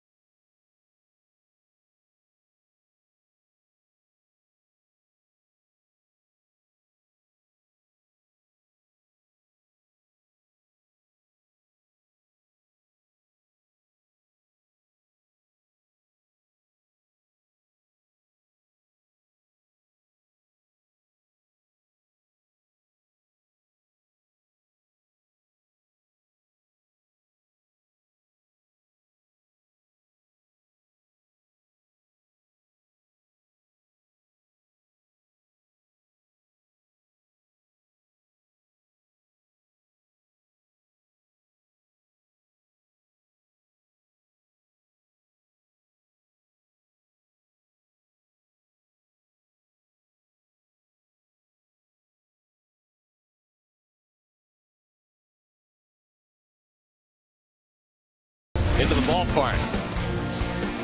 Mets and Nationals play into the bottom of the 6th inning. A well-pitched game on both sides. Chris Young and Jordan Zimmerman matching up for the 3rd time this year. Zimmerman's had the upper hand so far. Josh Thole leads off in the home 6th and takes a strike. Young has come out on deck. Chris has thrown 89 pitches through 6 innings, but is on a roll right now, and so the Mets will try and keep him in. Of course, they prefer to keep him in to bunt if Thole can get on. This is like the perfect team for Zimmerman. The Mets just keep taking the first pitch, and you just keep pounding that strike zone. Thole grounded to short his first time. Tell you what, Alan Porter is a pitcher's umpire, and he's been consistent. Yeah, yes. Very good defensive placement against Thole here. It's the first defense I've seen. Well, I like the way the left side of the infield situated. The shortstop in the hole, center field and left field. Play him like a right-hand pull hitter. Playing like Greg Gross. There you go. Remember Greg with the Phillies? He was an inside-out hitter. Del Unser. Well, you play Wally Backman that way. Yeah. But only when you bat it left-handed. Luis Castillo. Here's the 1-2, and Thole pulls one, trying to take advantage of that defense, but yanked it foul. Every once in a while, Thole will pull one down that right field line. Yep. He's going to get a little snapdragon here in a second after all those fastballs. Terrible terminology. Sounds awful. Impossible to hit. Grounds one toward the hole. LaRoche lets it go. Lombardozzi rolling over, and he gets it there, but too late. And Thole has an infield hit. So that time he burned that defense with Lombardozzi shaded over toward the bag. Couldn't get there and make a legitimate play. Well, I think Lombardozzi assumed that LaRoche was going to continue after it. I thought he pulled up a little bit. No, he didn't. He came after it all the way. Well, that's a CNI dog right there if I ever saw one. It works out perfectly for the Mets. Now they can leave Young in to bunt. Nice try, though, by Lombardozzi. That's the only problem he had, Zimmerman. If he threw that curveball for a strike, where's Thole going to hit it? He's going to pull it against the defense. You know, we asked Terry Collins about that earlier this year with all the infield shifts we see these days. Whether you ask your pitchers to pitch to the defensive shift, and he said never. Wow. Which I thought was interesting because you always talk about, pitch him away, play him away. As Young fouls off the bunt attempt, a little rain starting to fall now. You talk to the Tampa Bay Rays, all of their pitchers pitch to the defense, and they say, as a man, I feel more confident of coming inside because I know he's going to hit it on that side. We got it covered. As they are getting covered, the fans. Zimmerman is right down Young's throat. And again, he bunts it foul, and it's 0-2. And it just, it puts the pressure on the pitcher to bunt it to first base, and he's bunted too foul. Young has one sacrifice this year. He's also got 2 hits. But, the difficult part, and I'm not saying what Chris is doing here, you really have to be aware as a pitcher that you have Josh on first. You've got to make sure it's a good bunt. And 3 straight foul ball bunts equal a strikeout. That's the first out of the inning. 6 strikeouts now for Jordan Zimmerman. So 1 out and 1 on. Tejada coming up. Let's check in with the studio. Chris Carlin has this game break.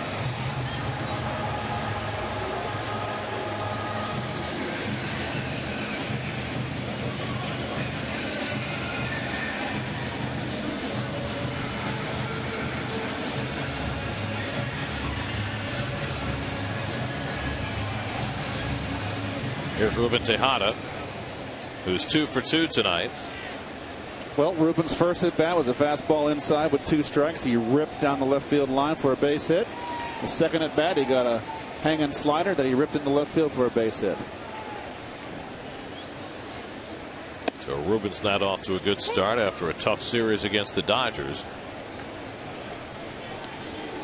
He has not seen ball 1 yet. He had an 0-2 pitch for a base hit in the first and 0-1 pitch for a base hit in the fourth. Of course, he takes a pretty significant 2-strike approach right from the beginning. And the breaking ball away, a ball and a strike. You would think after being burnt twice, one inside with the slider, one inside with the fastball, that Zimmerman is going to try to work the outside part of the plate and have Tejada try to pull it.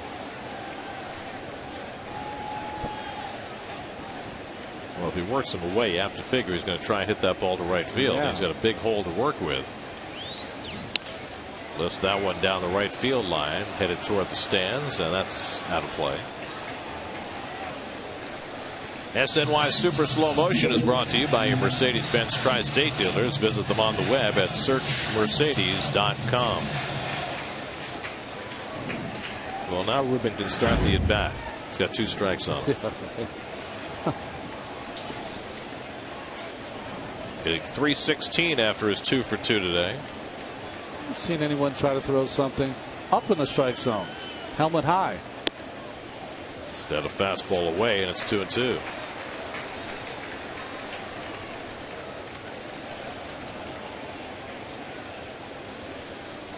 Zimmerman's had a win and a no decision against the Mets already this year, trying to get through 6 innings for his 20th straight start this season. Tejada pops one up, and Lombardozzi onto the outfield grass to grab it, and that's the second out. So Tejada retired for the first time today, and the inning left to Jordani Valdespin. Valdespin has been up twice grounded into double plays. Can't do it this time. Joe Torre is safe.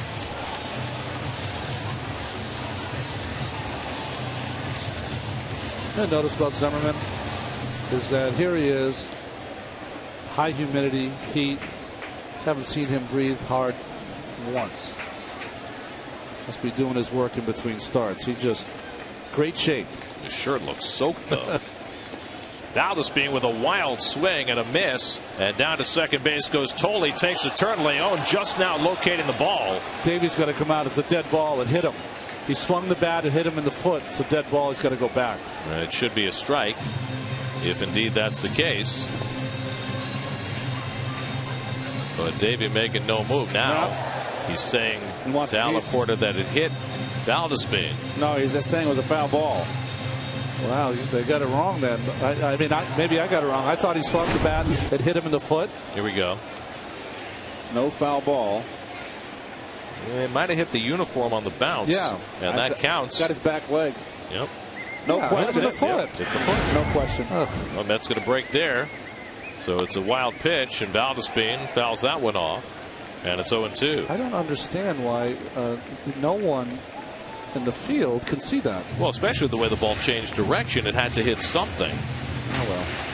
How about the catcher making a play? It's right in front of him.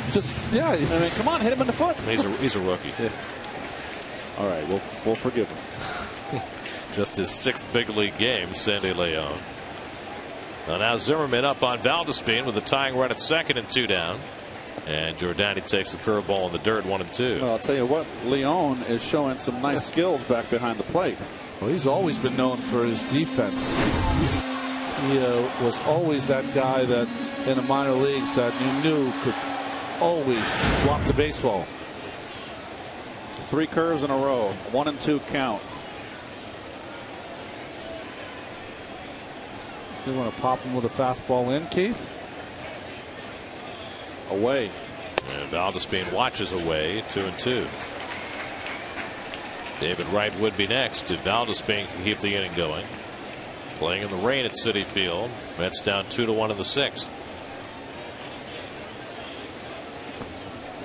Well, what pitchers should look like. Zimmerman. That's like Seaver had the big lower body, big legs. And now another breaking ball, and it's 3-2. So Valdespin's worked his way back from 0-2 to 3-2 with Wright on deck. Look at that at-bat he had against Clippard where he really looked bad on that first changeup and kind of regrouped within the at-bat. He's done the same thing against the curveball of Zimmerman. Well, he tends to overswing early in at-bats, but not later. Rain getting a little harder.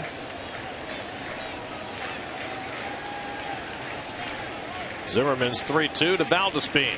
And he hits one slowly down to third. Zimmerman with the bare hand play and the throw on the money. What a great play by Ryan Zimmerman to get Valdespin and end the inning.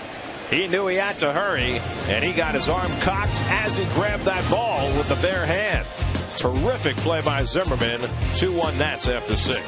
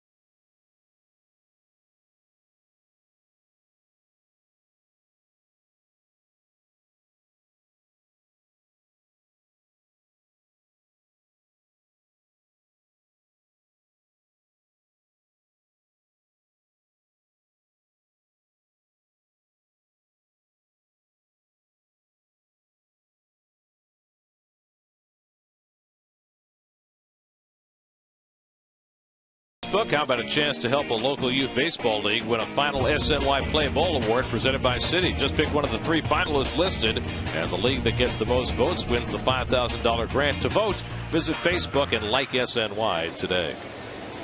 Danny Espinosa leading off the 7th inning with the Nats up 2-1. Chris Young being asked to give a little bit more today and get through the 7th. Espinosa 1 for 2 today. And a base hit back in the first. Young gave up 2 runs on 3 hits in the first inning. He has not given up a hit since. Of course, this year, these late innings have not treated him well. But he had a very successful 6th. And trying to do the same here in the 7th. 2-1 to Espinosa. In the first inning, he gave up an infield hit off his glove to Lombardozzi, a 2-run homer to Harper. Later in the inning, a hit to Espinosa. Since then, he's retired 17 of 18, including the last 12 in a row.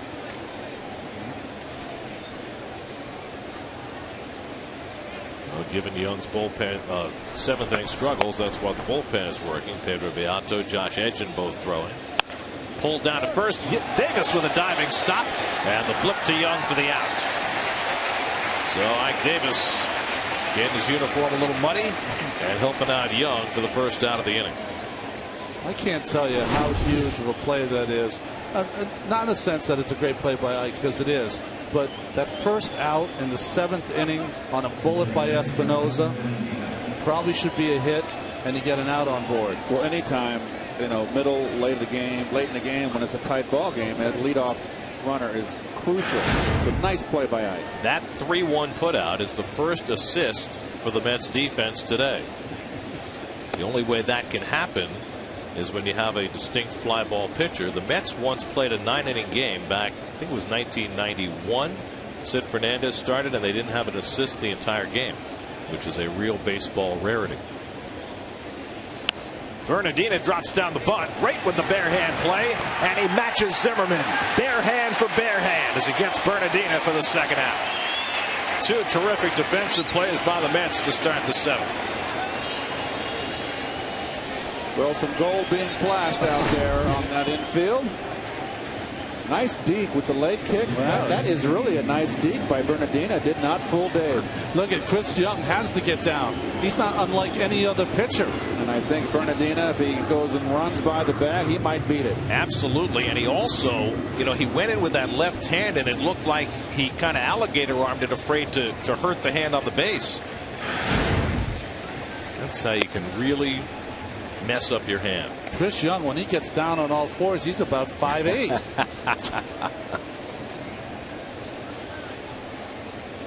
Sandy Leon is 0 for 2, and he takes it high, 2-0. Well, Young keeps rolling. That's 14 in a row he's retired, with some help from Davis and Wright in this inning.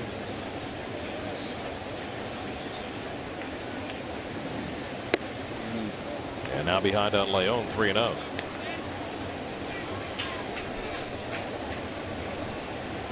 Tyler Moore is out of the on-deck circle to bat for Zimmerman, so the Nats bullpen is going. For Zimmerman, we mentioned he's gone at least 6 in every start. He's never gone more than 7. So they're very judicious with his work. So they're ready to pull him. And it's ball 4. And so Leon is on with a 2-out walk. And now Tyler Moore will bat for Jordan Zimmerman. 3rd walk given up by Young, and that stops his string of 14 in a row retired. And now the dangerous Tyler Moore. You saw his power in D.C. when he went to the opposite field and hit a very impressive home run. I sure as heck. I know they got Zimmerman with the 2 years removed from Tommy John. He out there dealing for 6 innings. I just don't want to take him out of the ball game. You're going to be elated if you're the Mets, right? Jeez. Now, this is the way they've used him all year, and the Mets have the heart of the batting order coming up in the 7th. As Young balloons the curveball high for ball 1. Having trouble in this drizzle getting a grip on his breaking pitches. So Zimmerman done after 6, having allowed a run on 4 hits. Young up to 102 pitches. His season high is 106. Did that at Tampa Bay. And a check swing foul by Moore, and it's 1-1.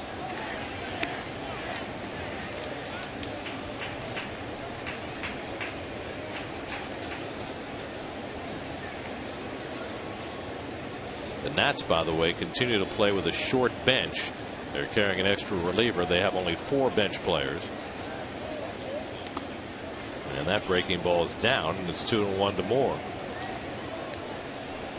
Well, Zimmerman now, 20th start, 10 of those he's given one earned run. A remarkable level of consistency. Started out the night 4th in the league in ERA, and that ERA will go down tonight. 2-1 to Moore, and he chases a pitch. 2-2. Well, Moore was vulnerable to the breaking pitch over there in Washington after that home run on a fastball, but Chris gets that by him. Just enough off the plate. Now it's 2-2 with Leon at first and 2 down. And Moore goes down swinging. Side retired. A tremendous effort by Chris Young. That's his 7th strikeout, a season high. He's given the Mets 7 terrific innings. 7th inning stretch now at Citi Field. 2-1 Nats.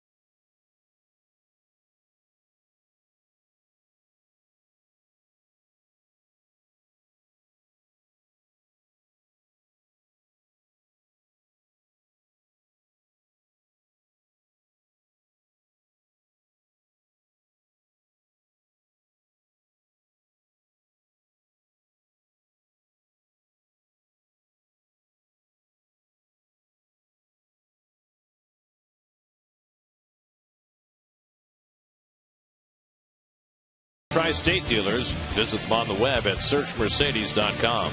By Modell's. Stop by your local Modell's and enter the Amazing Mets sweepstakes for your chance to win a once-in-a-lifetime Mets experience. And by the all-new Mazda CX-5 with 35 highway miles per gallon. Well, Jordan Zimmerman out after 6 innings, and the once-and-future closer of the Nats, Drew Storen, comes in to make his 3rd appearance of the season. Well, of course, coming off elbow surgery, you see those numbers.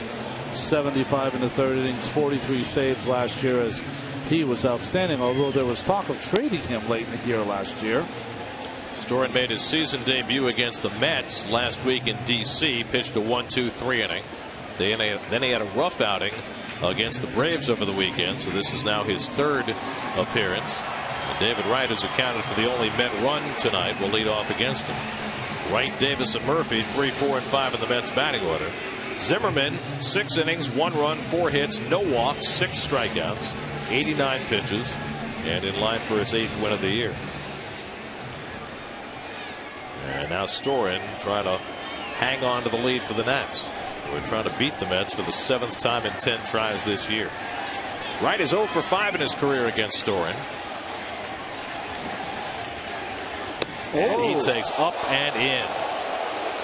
Hello. First pitch message. It's a little different year this year, son. Throw up and in on David, he just gets a little more locked in. David hit his 15th home run of the year his last time up in the 4th inning. And he hits this one deep to center field. Back goes Bernardina. He'll have room at the edge of the track to reel it in. David made a bid after being knocked down. Just beat him, didn't he, Keith? I think he's a little bit of an uppercut here, and David's getting a little bit more uppercut happy. Got in on him a little bit. You're right. No, that's on the side of the bat. That's not a bad swing. I take that back. That's a good swing. He's got a little home run stroke there, and why not? Your team's down a run. And that'll be the only batter Storen has asked to get out. They'll bring in the left-hander Mike Gonzalez to face Davis and Murphy. Call to the bullpen brought to you by Verizon Wireless. Win Mets memorabilia from Verizon at Mets.com/Verizon Sweeps.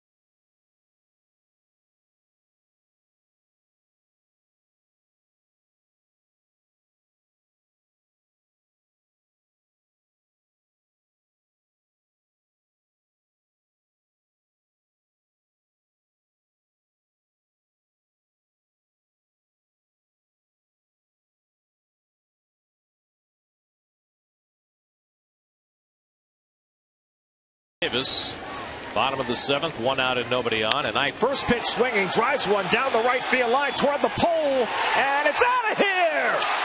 Ike Davis ties the game with a line drive home run.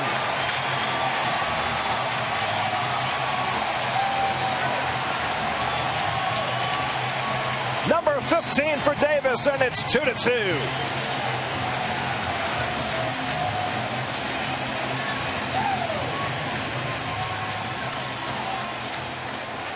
Gotta believe he looked fastball in first pitch.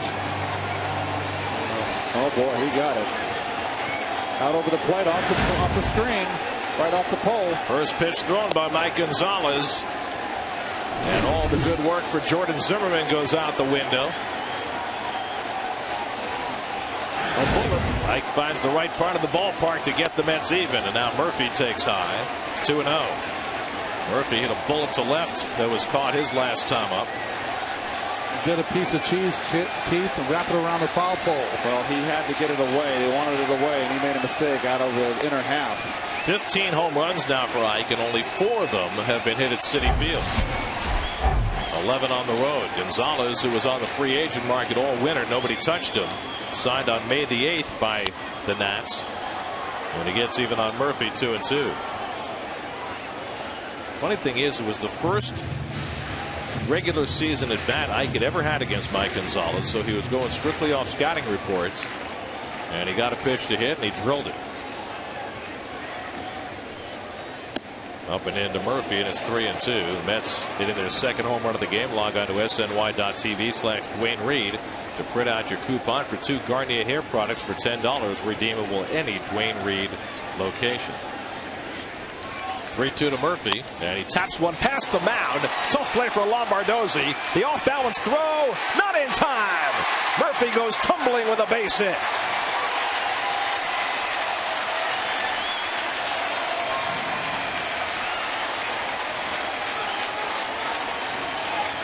Gonzalez, one of those pitchers who falls off the mound. He couldn't make the kick save, and Lombardozzi did everything he could, just not in time. Well, great play by Lombardozzi, Keith. All the way across, good toss. And no slide like Bernardina from Murphy. Wow. Great extension on that last top. Murph with the Bob Beeman to get the base hit. Smell that hit. So Murphy now 10 for 14 on this homestand, and it gets away from Leone, and Murphy goes down to second. A passed ball charged to Sandy Leone, who had looked so good behind the plate all day. But now the Mets have the lead run in scoring position. Just missed it. Well, the Mets were held in check for 6 innings by Jordan Zimmerman. And now making some hay against the bullpen. And Bay takes a curveball for a strike, 1-1. Jason got just his second hit with a runner in scoring position on this homestand. 2 for 22 this year. Trying to pick up Murphy from second base with 1 out. And Gonzalez gets it over for a strike, and it's 1-2. Can't tell you how uplifting it is for a team to have a guy just controlling you and burying you, now taken out of the ball game. Ryan Matthews next man up in the Washington bullpen. Zimmerman gone, and the Mets are going to work. 1-2 to Bay, up and away. The inning began with David Wright hitting a 400-foot fly ball against Drew Storen that was caught. Gonzalez came in, first pitch. Davis hit a bullet off the foul screen for a home run. Murphy an infield hit, and now it's 2-2 to Bay. Foul tips one, Leone hangs on to it, and that's strike 3. 2 out. Backdoor slider, Keith. Right down the outer half, too. Just not seeing the ball at all. That was really a helicopter run. Yeah. Now with the lefty in the game, Andres Torres will bat for Kirk Nieuwenhuis. Nieuwenhuis went 0 for 2 against Zimmerman. So Torres, who's swung the bat well as a right-hand hitter all year, will get the shot here against Gonzalez. Torres appeared as a pinch hitter yesterday, and was used as a pinch runner in yesterday's game. Never came to bat. Davey Johnson checking his lineup card. He's got the right-hander up in the bullpen, but opting not to make the move here against Torres. And the breaking ball misses for ball 1. Whereas Davey, who has been looking at numbers longer than anybody else, as Rauch gets up with Edgin in the bullpen, knows that Torres is a better right-hand hitter this year. And Gonzalez gets even, a ball and a strike. Josh Tolley would be next.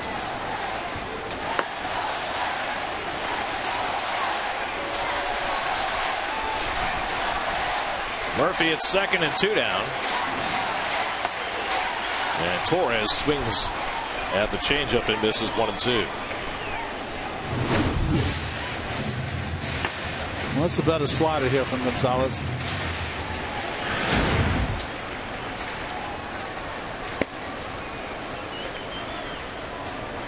Now the 1-2, and the fastball away. 2 balls, 2 strikes.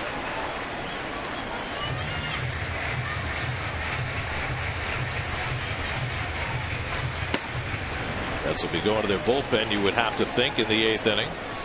So their only chance to get Chris Young a win is to get a hit right now. 2-2. Fastball on the outside corner, strike 3 call. Alan Porter's been calling that pitch a strike all day. Torres gets caught looking. Inning over, but the Mets get even. Mike Davis attacking. First pitch he sees from Mike Gonzalez, and he plucks it off the foul screen to get the Mets even. It's 2-2 as we go to the 8th.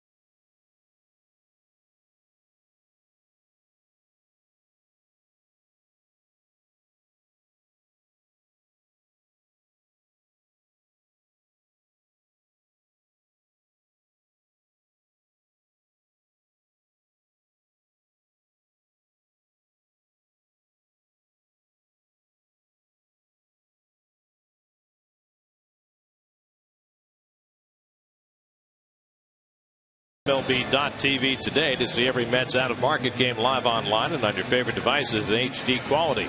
Visit Mets.com to order and get more details. MLB.TV, baseball everywhere. Let's check in with the studio, see what's coming up on Geico Sports Night with Kirk Jimenez. As we'll look back at Matt Harvey's busy day as he joined the Mets ahead of his MLB debut. Plus, we'll hear from Rick Nash, who's coming to Broadway through a blockbuster trade. All right, Kirk, Mets make changes. Andres Torres stays in the game in center field, and Josh Edgin will come on to pitch the 8th inning with the rain coming down harder than ever. Yeah, it's getting a little shiny in some spots in the infield. You can see the strikeouts per innings pitched. That's what they got Edgin for. Pitched on Saturday, a couple of innings, 35 pitches. Top of the batting order, Steve Lombardozzi leads off, and he takes a fastball for a strike. Lombardozzi now hitting from his weaker side. He's hitting just .209 as a right-hand batter. 1 for 3 today. Had an infield single to open the game. Scored in front of Bryce Harper's home run, and that's been it for the Nats offense. Good slider by Edgin, and it's 0-2. Chris Young turned in a splendid game. After that 2-run homer by Harper, he allowed nothing. No hits over his final 6 innings of work. 2 runs, 3 hits on the day, 3 walks, 7 strikeouts. And Lombardozzi takes strike 3 called as Edgin paints the inside corner. 3 pitches, Lombardozzi gone, 1 away. That's a go sit down, isn't it? Pounded him in twice. First pitch, then went away. Second pitch, and back in there again to get him. You know what I like about that? First time he faced Lombardozzi in Washington, he tried to go inside with a fastball. Lombardozzi hit a double, and he came right back in. Fearless. So now 1 out and nobody on. Here's Bryce Harper, who is responsible for the Nats' 2 runs. His 9th home run of the year back in the first inning. Since then, he's walked and stolen a base and flied out 1 for 2. You know you're good when you're 19. You've just been called up and you get booed already. Yeah. And he fouls off the fastball, 0-1. Well, here's the first inning. His first at bat, a hanging break. Oh, fastball right down the middle. And over the Xerox sign. 3-2 and gone. You're lucky Webby's not here. Harper's never had a big league 2 home run game. Trying to bunt his way on. How about that? With Zimmerman and Morse behind him. 0-2 to Harper. It's an interesting call for Harper, who's already hit a home run tonight. You know, he tried to do that in Washington because David plays so far back, but both times he's caught a breaking pitch and he's tried to pull it down to first. Also, Murph plays in the outfield. Look at where he's at right there. So if he got it past the pitcher, he's got a base hit. Now Edgin's ahead of him 0-2. And Harper hits one right at Murphy. And Edgin has retired the first 2. 2 out and nobody out. Let's check in with Chris Carlin for this game break.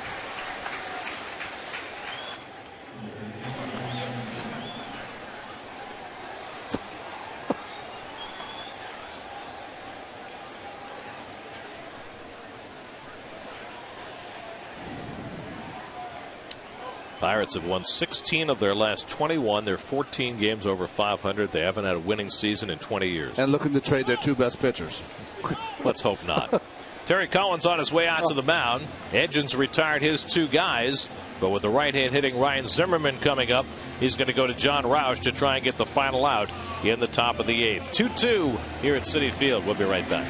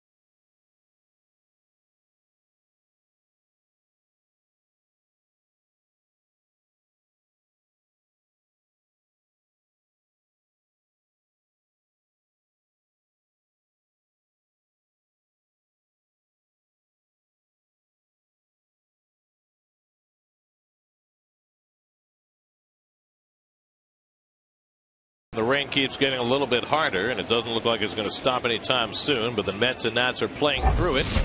2 out of the top of the 8th, and John Roush comes in to try and get Ryan Zimmerman out. Well, like a lot of the bullpen, a lot of decisions for John Roush this season, 10 of them. Roush worked yesterday, retired the only batter he faced, Luis Cruz of the Dodgers. Zimmerman takes ball 1. The on-deck circles have now been removed. Those things can get slippery in the rain. And so during the pitching change, they moved the on-deck, the rubberized on-deck circles out. That's a good move. They also put some fresh dirt around the home plate area in between. It is a good move, Ronnie, but it's one that I don't think I've ever seen before. Yeah. 1-0 to Zimmerman, and he fouls it back. A ball and a strike. Now, the Mets bullpen has been taxed lately, but Roush's workload has been pretty good. Just 1 batter yesterday, an inning Friday, an inning Wednesday.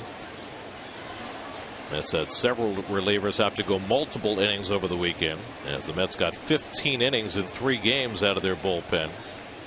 Excuse me, 17 innings in 3 games against the Dodgers. And a strike called to Zimmerman, 1-2. Well, John Roush sitting out there in that bullpen had to be watching the game and seeing that the home plate umpire, Alan Porter, is giving you that low away strike. Use it to your advantage. Mike Morse knows that. Yeah, right. Been called out twice today. 1-2 to Zimmerman. And that just missed. 2-2. Zimmerman 1 for 3 in his career against Roush, who once pitched for the Nationals. Roush was there when Zimmerman came up. Right? Yep, the inaugural season. Driven to right down the line, but that slice is foul. Zimmerman was one of those rare players that signed immediately after getting drafted because he wanted to go to the minor leagues and come to the big leagues quickly. They rewarded him by bringing him up that year. I mean, he was in the minors for what, a couple of weeks? Yeah. And when they brought him up, didn't they play him at shortstop for a while? They played him at third for a while. Vinny Castilla sat on the bench, and then they moved him to shortstop. Didn't really work out. Now it's 2-2 with 2 out and nobody on. And Zimmerman lifts one to right. Should be easy for Valdespin looking through the raindrops. And that retires the side. So Edgin and Roush combine for a 1-2-3 inning. Mets come up at the bottom of the 8th, tied at 2.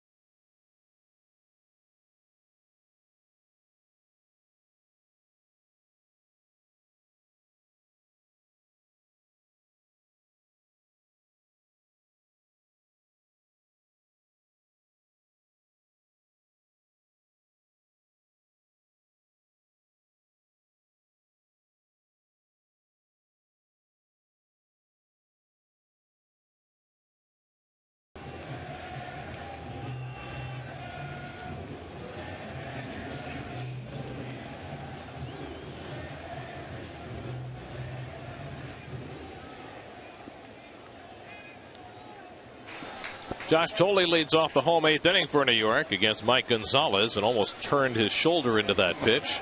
Might have been trying to get hit. Why not? Josh is 1 for 2. Had an infield hit his last time up. Scott Hairston on deck to pinch hit. And totally can't lay off the breaking ball, and it's 1-1. Keith, you ever take one for the team, or you always get out of the way? Well, not like that. Yeah. If he got hit, the umpire could have said, you know, get back here. He could have Dick Dietzed him. There were times late in the game, someone came inside. Yeah, you just turn your back. There's the 1-1 and a fastball strike. Who was the home plate umpire who called Dietz on that? Harry Wendelstedt. Because that was when Don Drysdale was working on his 58-inning shutout streak, bases loaded, and it would have ended the streak, but they called it that Dietz did not try to get out of the way. And Tolle goes down on strikes. That's 3 straight strikeouts now for Mike Gonzalez after giving up a home run and a single to his first 2 batters. And now Scott Hairston will bat for the pitcher. Well, a bit of an overmatch here. Up and in fastball with 2 strikes. Always a good pitch. And here comes Davey. And they're going to make a pitching change and bring in the right-hander to face Hairston. The Mets have 1 left-handed bat on the bench, and that's Lucas Duda. So we'll see how Terry handles it. Ryan Matthews coming into the game. 2-2 in the bottom of the 8th. We'll be right back.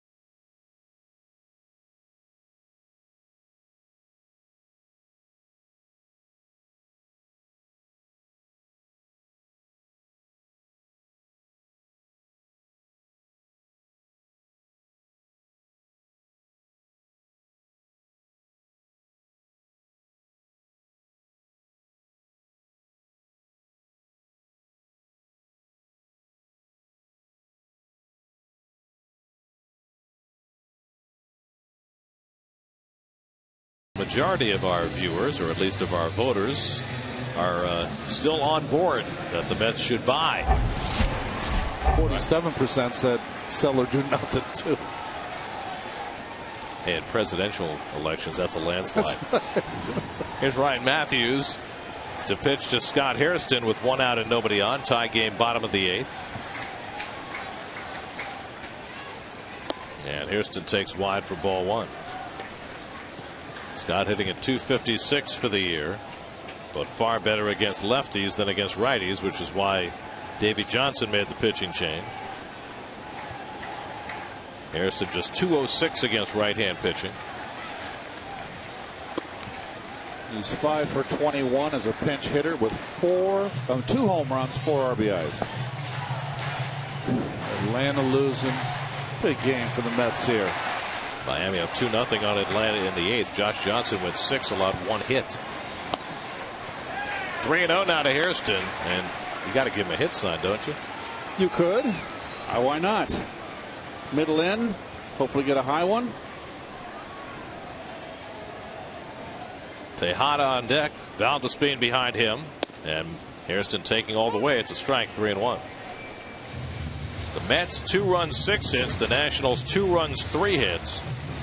The Nats got 2 runs and 3 hits in the first inning and nothing since. Mets getting home runs from Wright and Davis to get even. And now Hairston pops one up into shallow right field. And Bryce Harper is there to use 2 hands for the second out. Well, yet another game, Gary, in this homestand where the Mets have had to come from behind. They have never led at any point in any game on this homestand. Here's Tejada, who's 2 for 3 today. Singled twice against Jordan Zimmerman, and went the first 6 innings, allowed a run on 4 hits.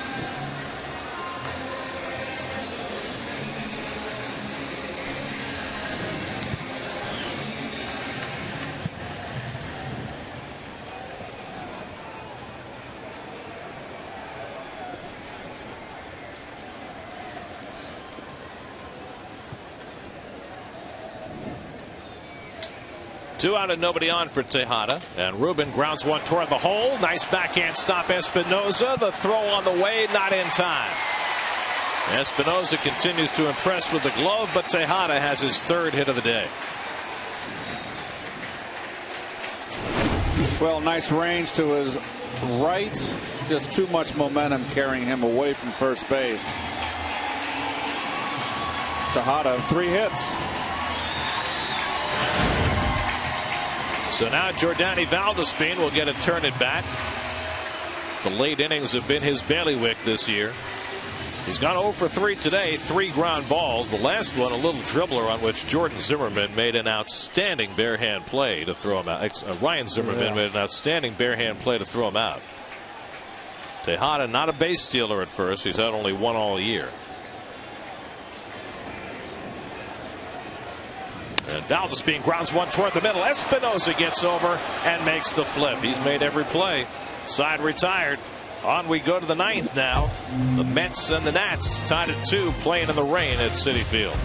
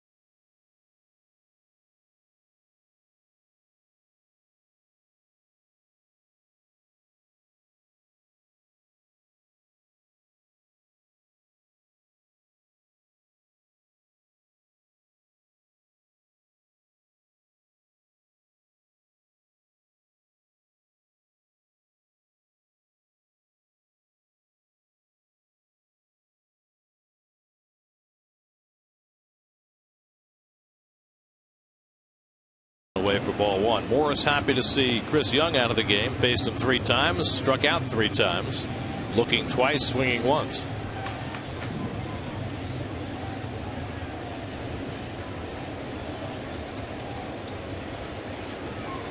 And Morris fouls it away, a ball and a strike. Not pictured on or around the majors. Tonight in Cleveland, the Baltimore Orioles are trying to sweep a 4-game series in Cleveland for the first time since 1971, and they will not do it. They just lost the game 3-1. But the interesting part about that is what happened the last time they swept 4 in Cleveland. Here's the 1-1 to Morris inside. In that series in 1971 in September, Mike Cuellar, Pat Dobson, and Jim Palmer all won their 20th game in that series. Wow. Dave McNally had already won 20, and that completed the only quartet in Major League history to win 20 games on the same stat. Here's the 2-1 to Morse, and it's dribbled up the third baseline. That's going to stay fair. Parnell with the bare hand play, and Ike picks it out, and Morse is retired. Well, nice scoop by Ike. Nice play by Parnell.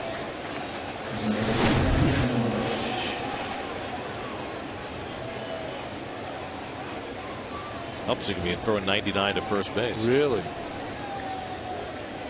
Oh, it's a piece of cake, aren't they, Keith? Yeah, short arm. Very nice. Like them. What I like about that about Parnell, you take that away from being into the runner. You know, threw that 3-4 feet off the back. We have seen now Zimmerman, Wright, and Parnell all make bare hand plays since it started raining, as LaRoche fouls it off. Is that one of the tougher things to do when it's wet? Certainly. The ball's on the grass. It's going to be wet when you pick it up. So, you know, it's just the luck of the draw. The most important thing is your first grip of it when you first grab it. Zimmerman made that play earlier in the game. Wright made another bare hand play, and now Parnell. 1 out. LaRoche the batter. 0 for 2 and a walk today. And takes it high, a ball and a strike. Now Parnell, we mentioned 2 innings, 36 pitches yesterday after a couple of days off.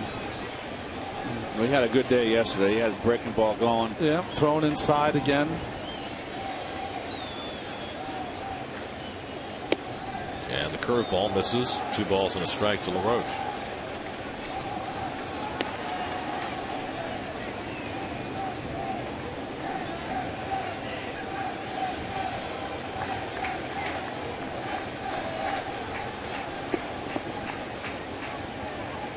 Tom Gorzelani, the lefty. Tyler Clippard, the righty, up in the bullpen. LaRoche lifts one down the left field line, and that'll go foul. 2-2. LaRoche 3 hits and 8 career at bats against Parnell.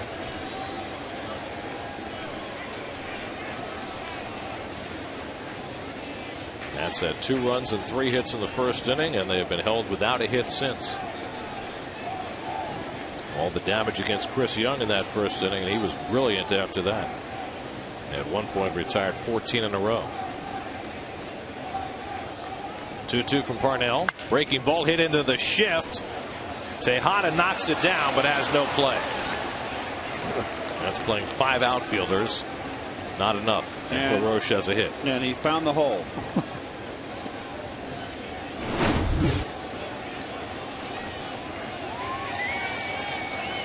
Isn't that interesting? I mean, that ball right there, if you had a second baseman playing a normal position, as easy as it gets. Yes. Right? Yep. 4-3 in your scorecard. It's kind of like the ball Tolley hit earlier in the game where he got an infield hit.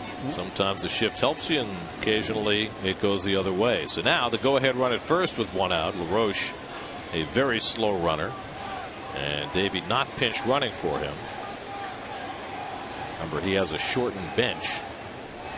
Espinosa the batter, 1 for 3 today, and he hits one to second, could be 2. Murphy with the flip. Tejada does the rest for the 4-6-3 double play. Parnell gets the ground ball he needs, right in the right spot this time. Mets will come up in the bottom of the 9th, hard of the batting order, trying to win it on a walk-off.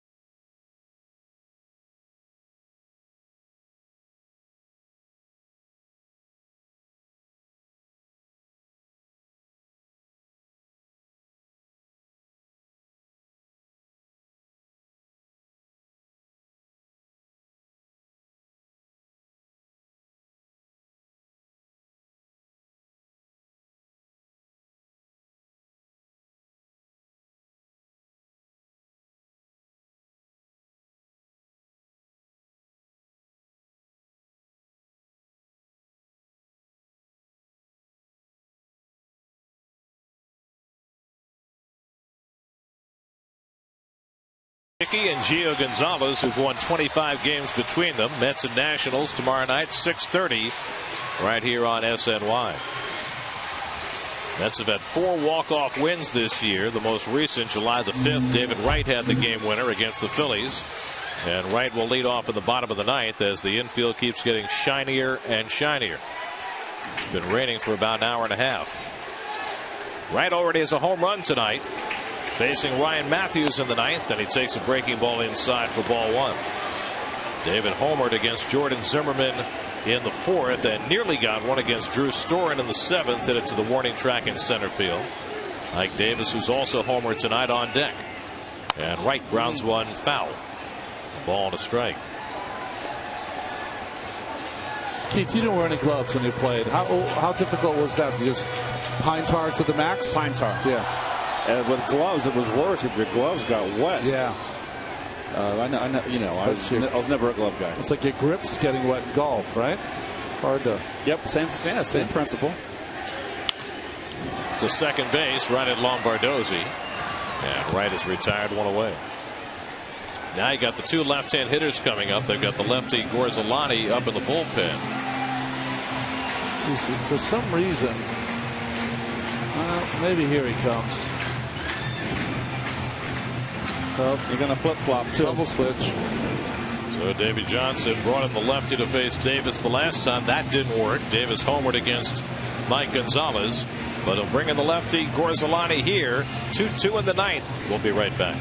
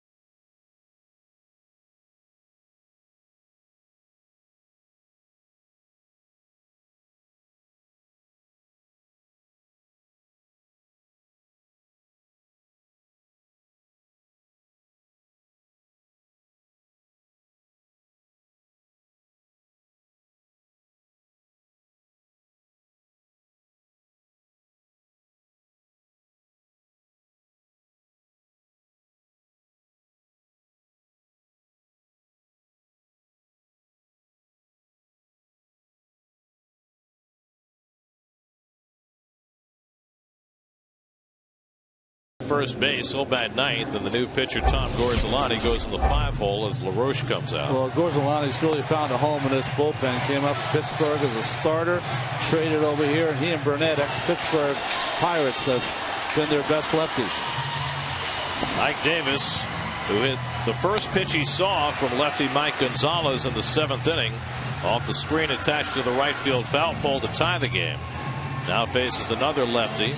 Ike has now hit 15 home runs this year, and 7 of the 15 have come against left-handed pitching. Doesn't have a lot of hits against lefties, but he has more than his share of home runs against them. Well, he's hitting on the year against left-handers a 183 and 105 at bats. So he's looking middle of the plate in, kind of bailing and wailing, huh? He hit a bullet to right field against Gorzolani in Washington last week that was caught, and he swings and misses at a first pitch breaking ball. 0-1. Well, Gorzolani was watching that at bat against Gonzalez too. Absolutely. Final in Miami, the Marlins beat the Braves 2-1. Here's the 0-1 to Ike, and the slider off the plate 1-1. So with the Braves losing, the Mets have a chance to pick up a game in the wild card race. They started the day 5 out. Another left-hand hitter, Daniel Murphy, on deck. And Gorzelani pitching very carefully to Davis. 3 breaking balls in a row. Davis is 4 for 13 against Gorzelani.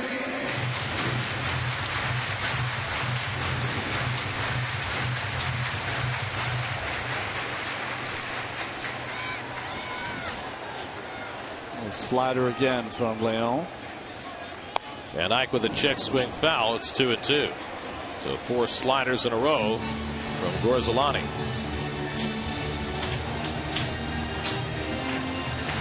Fifth pitcher of the night for Davy Johnson. His starter Jordan Zimmerman was terrific again. Allowed 1 run over 6 innings. He'll get a no decision tonight. 2-2, and the slider swung and missed. So Gorzelani comes in and strikes out Davis for the second out. Third time Ike has been struck out tonight. Hung that one, Keith. Hung it right there to rip.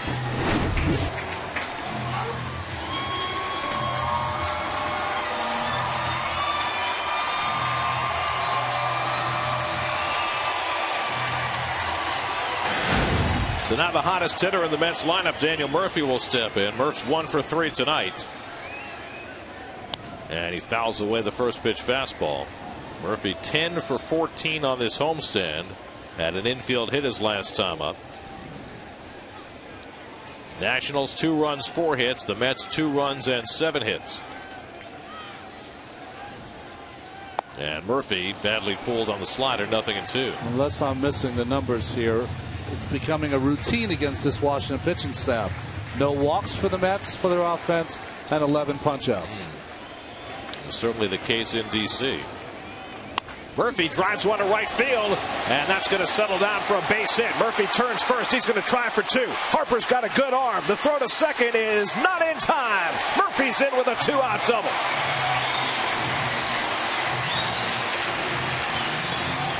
th double of the year for Daniel Murphy, and it comes in a big spot in the bottom of the ninth. Well, one too many breaking balls and didn't get it out enough. And Murph lets go with one hand. He stays back, keeps his shoulder in, and that is just good hitting and good hustle.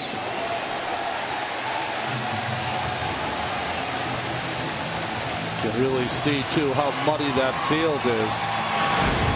They have not put any of the drying agent on the infield. They put a little on the mound and home plate areas. But that infield is getting wetter and wetter. Steve McCaddy, the pitching coach, is on his way to the mound. Jason Bay is the batter. First base open. Andres Torres behind him. So it's a pick your poison for the Nats in this spot.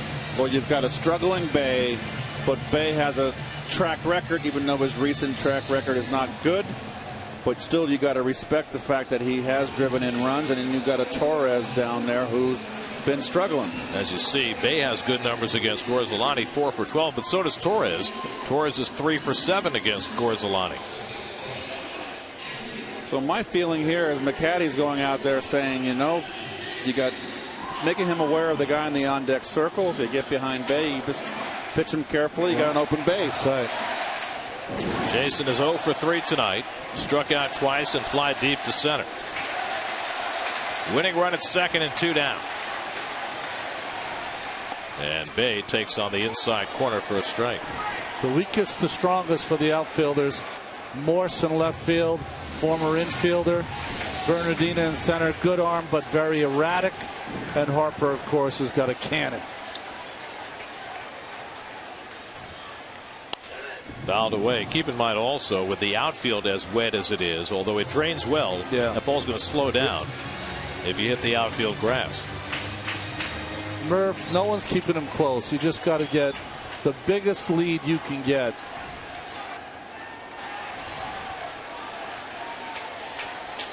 Now Bay in an 0-2 hole against Gorzelani.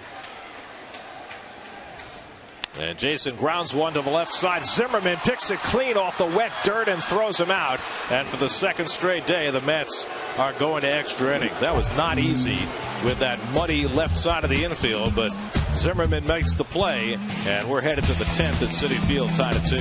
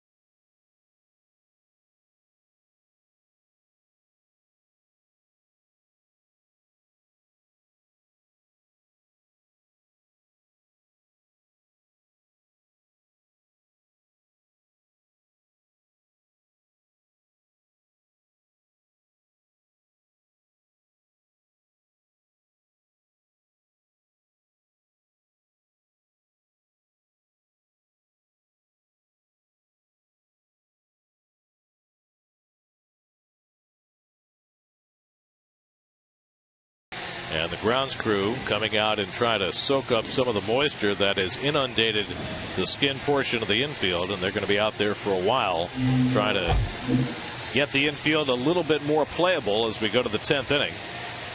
Tim Burdack will come on to pitch in the 10th for the Mets. Got a couple outs in yesterday's ball game, including a K, but you got to be really impressed. Chris Young had, I think, his best effort in a Mets uniform this season. You know, he gave up the two-run home run in the first, 3 hits, but after that was just as good as I've seen him. Well, they waited a long time to put this stuff on, and as a result, it's going to take some time because that field is wet. Well, until a week ago, the Mets had only played 3 extra inning games all year, but then they had that memorable, I guess you'd call it notorious, 10 inning game they played in Washington last Tuesday, 12 innings with the Dodgers yesterday, and now into extra innings today.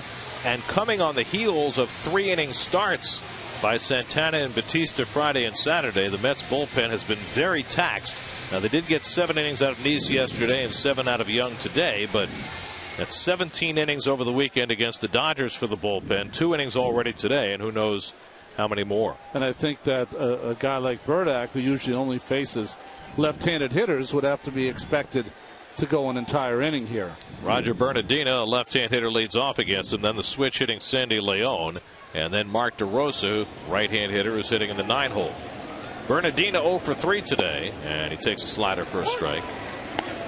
And that's at 3 hits in the first inning. They didn't get another till Adam LaRoche's infield single in the 9th. He was erased in a double play. So the Nats have had 4 hits all night long.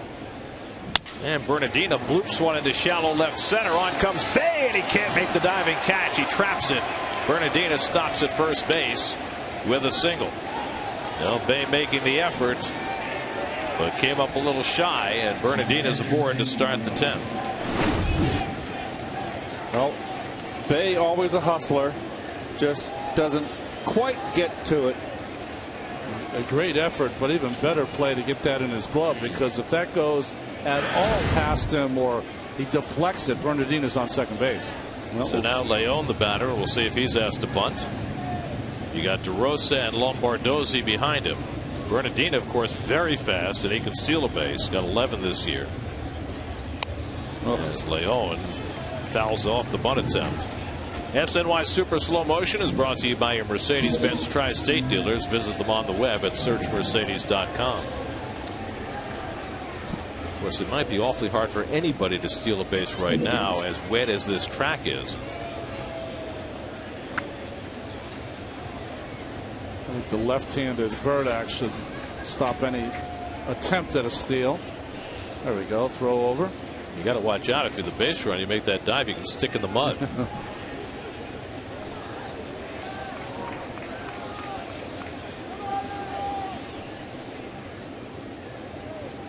0-1 to Leon, who was bunting on the first pitch and gives himself up on the throw to first, and that's part of why you throw to first base. Right. You hold the ball a long time, throw to first, see if the hitter commits, and Leon did. Doesn't mean they can't switch it. Mark DeRosa, Jersey native, on deck. Leon bunts it foul again, and it's 0-2. It was pretty good by Burdack. He quick pitched Leon. I don't think he was ready. Mets have already gotten 2 scoreless innings out of their bullpen. Edgin, Roush, and Parnell. And now Burdack being asked to pitch the 10th. Tim pitched 2/3 of an inning yesterday, retired the only 2 hitters to face him, Ethier and Abreu.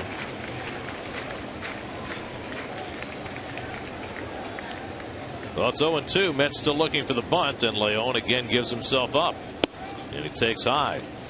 So Davey Johnson leaving the bunt on with 2 strikes. Leon 0 for 2 and a walk today. Looking down to Bo Porter, his third base coach, to see if it's still on. Yeah, you got to throw over, though. Bernardina's starting to get his measure. And he's set to swing, and he grounds one foul. So after being asked to bunt on the first 2-strike pitch, he was given the green light. Bet you he missed the sign. I don't think Davey would put a bunt on with 2 strikes and then take it off. I think he probably had the swing away last pitch. Baseball players missing signs. Oh, it happens all the time. 1-2. Grounded back to Burdick. A chance for two. To Tejada, who drops the ball, and everybody's safe. And Tejada's shaken up. No. Did he get spiked? I hope it's not anything serious. Ray Ramirez, the trainer, racing out there along with Terry Collins, concerned for Ruben Tejada. And he's holding his right shin. leg. It looks like a shin. If it's a shin and he got yeah, it's his shin. I thought he got slid into or spiked. I was concerned that it might be a knee or something, but it looks like he may have got just popped by Bernardino on the slide. And rolling down that sock to take a look.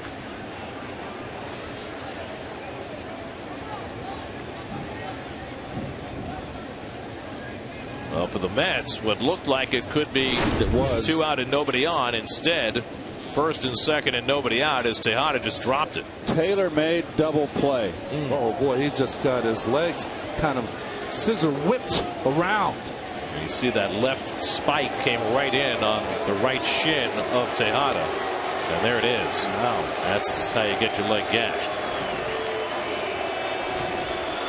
Clean slide. Yep. And you just don't want to open that up with all the mud out there. Getting a wound. So Tejada, who has been so brilliant at shortstop all year long, commits an error, simply dropping the throw from Burdick in his haste to try and turn two. And he's going to stay in the game. Toughen it out. And that's going to be all for Burdick. So Burdick appeared to have done his job. Got the comebacker, made a good throw, but doesn't get an out. And now on comes Pedro Beato to try and bail him out.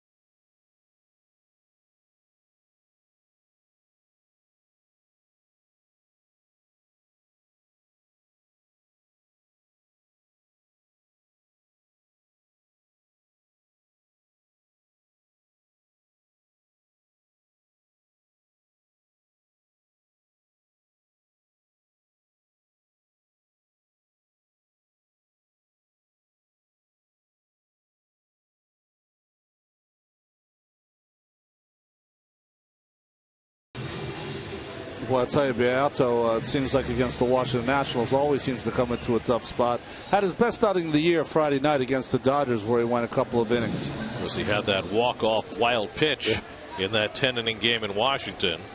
Bernardino at second, Leon at first, nobody out. Mark DeRosa the batter. And we'll see whether he's asked to bunt. The Mets are expecting it. I'm a bit surprised that he brought in Beato and didn't leave Burdick in. Terry Collins. You got DeRosa. This is clearly a bunt situation. And you've got Lombardoza and Harper following. And Lombardoza is not a good right-hand hitter. And of course, Harper a left-hand batter. So let's see if DeRosa is bunting. And he does. Gets it right back to Beato. We'll play at third. And he gets the force play. Wright's relay is not in time.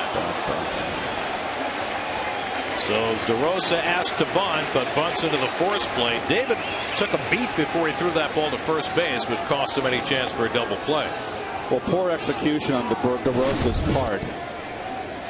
Just not a good bunt. Nice play by Beato off the mound. You can see why, David. That wasn't a perfect throw, so David wanted to make sure of the out first. So now one away, and that takes the speedy Bernardino off the bases and leaves the catcher Leon at second and DeRosa at first. So that really helps the Mets as Lombardozzi steps in.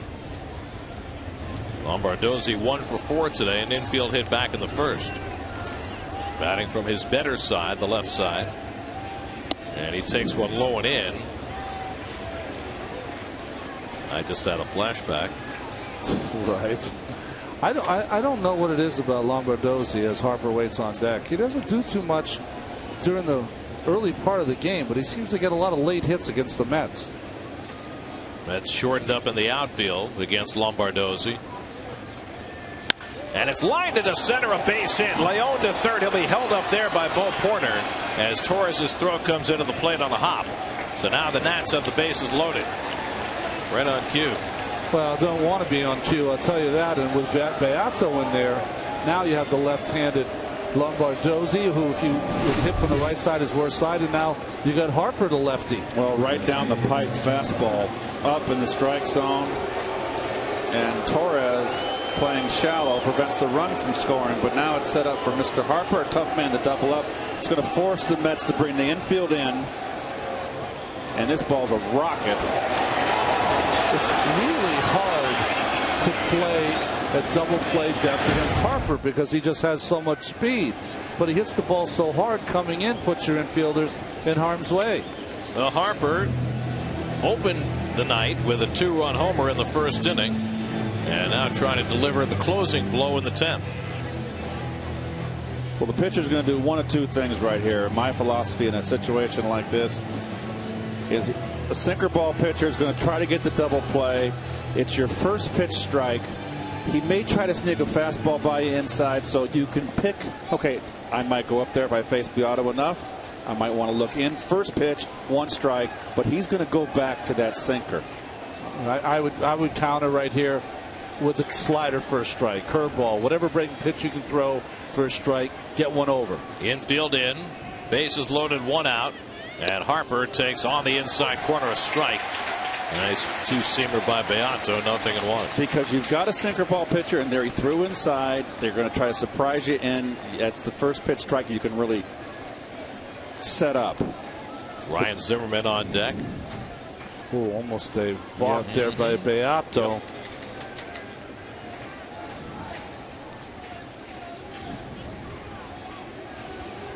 Oh, 0-1 to Harper.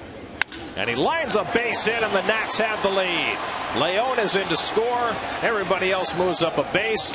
Bryce Harper puts the Nats in front. He's driven in all 3 Washington runs today. 3-2 Nats in the 10th inning. Very impressive young man. Got a hanging slider, Ronnie. This guy hits bullets. Whoa. This is a hanging breaking ball, and he just keeps that shoulder in. And that's a rope. You know, when you're a star player like he's been, what do you think he's faced from every young kid, every young high school kid, every young community college kid? He's faced breaking ball after breaking ball after breaking ball, and he's just so good at hitting it. So a huge defensive mistake by the Mets opens the door for the Nats in the 10th, and they storm through to take the lead. Bases remain loaded with 1 out, and now Zimmerman takes a strike. Well, this is a huge at bat, and you got the red hot Zimmerman, 9 home runs in this month. 0 for 4 today. He's flied out his last 3 times to right field. You're right, Gary. He's been trying to go to right field all game. He had one that sent Valdespin back to the warning track in right back in the 6th. And that one skips into Tolle, who manages to get enough glove to keep DeRosa at third. This was just defensive. There was nothing Tolle could do. Forget about the mechanics. Forget about fundamentals. This is just block it somehow, some way.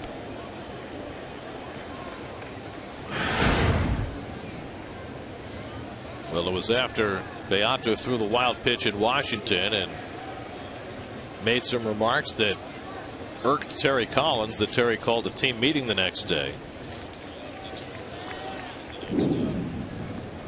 Remarks that Tolley brushed off, said were no big deal at all. And this time Tolley able to knock down a potential wild pitch from Beato. Breaking ball swung and missed as he hung that, and it's 1-2. Game-ending play last Tuesday in D.C. Zimmerman coming home with the winning run. I don't know what Zimmerman hesitated about, but he got home anyway.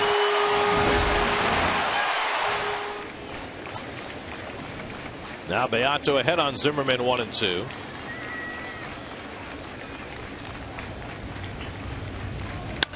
And he drives one to right center field, slicing away from Torres, and that'll go all the way back to the wall. DeRosa scores. Lombardozzi heading home. Harper right behind him. It's a 3-run double for Ryan Zimmerman. And for the second time in 2 days, the Mets bullpen gives up a huge crooked number in extra innings. It is 6-2 Washington in the 10th. Zimmerman clears the bases with a 3-run double. And another extra inning, 5 runs given up. Back-to-back days. That's a flat slider. Heading the count 0-2. Ron, not a good pitch. And look at the back runner, Harper. Great read. He knows that Torres is playing shallow. He almost catches DeRosa, who for some reason was tagging up.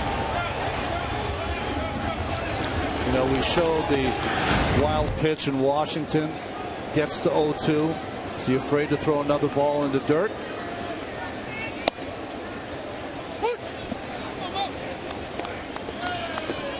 So a 4-run 10th inning for the Washington Nationals.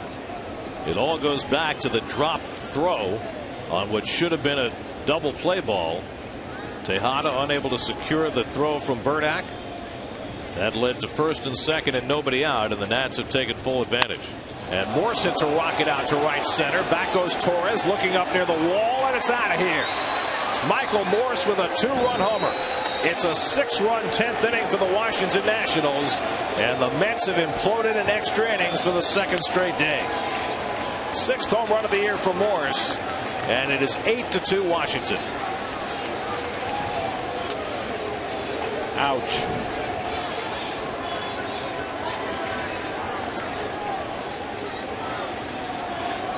And what has been a difficult stretch for the Mets only becomes that much more vexing.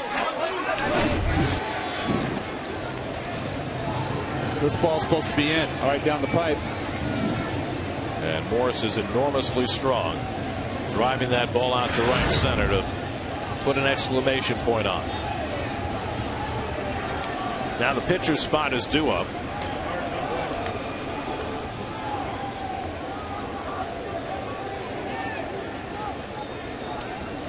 And Gorzolani is going to bat for himself. So Gorzolani now in a position to be a winning pitcher after getting 2 outs in the bottom of the 9th. Will stay in and bat, and he takes ball 1. Well, yesterday it was Ramon Ramirez who took it on the chin in the 12th inning from LA, and today it's Pedro Beato getting battered around. 4 straight hits, producing 6 runs. First 2 runs are charged to Tim Burdack, and the last 4 to Beato. Of course, Burdack deserved a better fate. He left this game with 2 men on when it should have been 2 out and nobody on. And the inning has tumbled down from there.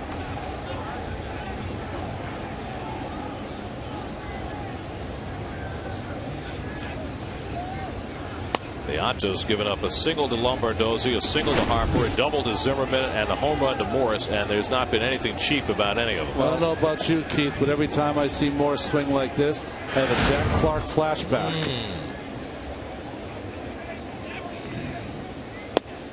Yeah, there's ball 4. Now Gorzolani draws a walk, and it only gets worse. And that's going to be all for Pedro Beato. So a meltdown inning for Beato here in the 10th. Elvin Ramirez, as he did yesterday, will try and mop up the damage. 8-2 Washington in the 10th. We'll be right back.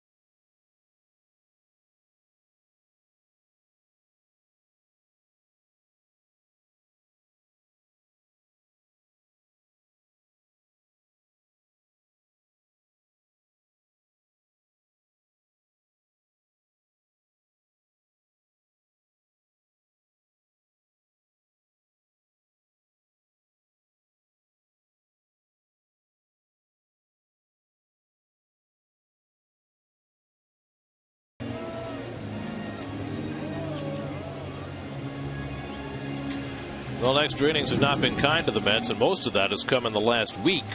They lost that 10-inning game in Washington last Tuesday. They got blasted in the 12th inning by the Dodgers yesterday, and again in the 10th inning today by the Nats as Elvin Ramirez tries to mop up. Well, you see his numbers with the Mets when he came up his second time around. He pitched in yesterday's game, mopped up 3-1 with a couple of saves in AAA. That says it all for Met fans right now, doesn't it? Deja vu all over again. Wet and weary. Danny Espinosa, the ninth man up in the inning. He's 1 for 4 today, with the pitcher Gorzolani on at first, and Ramirez misses inside. Well, the Mets again having to go deep into their bullpen. Ramirez, the 7th Met pitcher used today. Chris Young gave them 7 terrific innings, allowed just 2 runs and 3 hits. Josh Edgin and John Roush did a very nice job working through a 1-2-3-8. Bobby Parnell faced 3 batters, allowed a hit in the 9th. But Burdack gave up a leadoff hit in the 10th. Tejada's error on what should have been a double play opened the door, and the Nats came storming through against Beato, who just got slammed. Inside now to Espinosa, 3-0. And Roger Bernardino, who started the whole thing, is now on deck.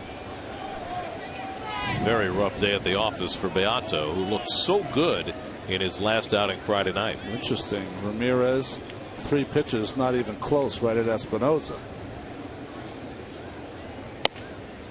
There's a strike. Lack of control.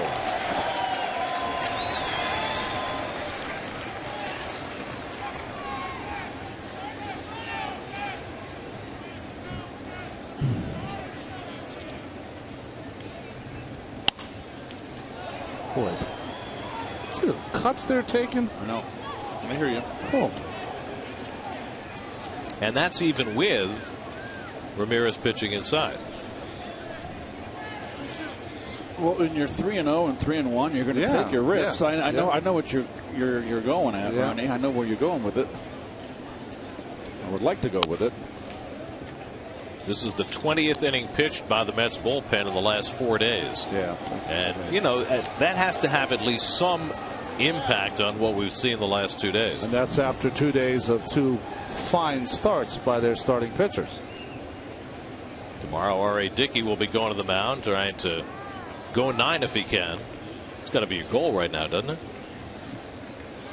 Swing and a miss, and Ramirez comes in to strike out Espinosa for the second out.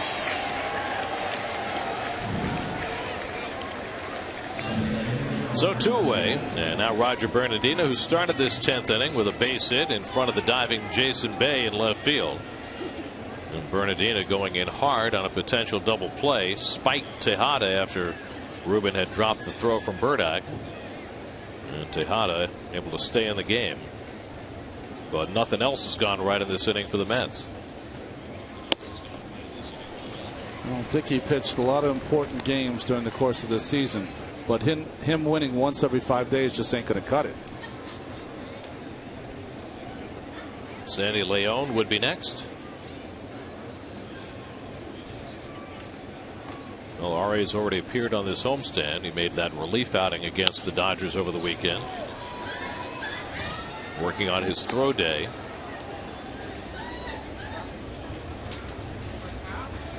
But the Mets have had no better formula than sending R.A. to the mound as a starter this year. He's gone 13-1.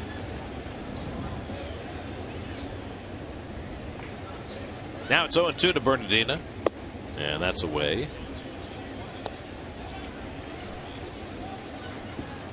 Final in Pittsburgh, the Cubs beat the Pirates 2-0, snapping Pittsburgh's 5-game winning streak. Jeff Samardzija pitching at Gem tonight for Chicago.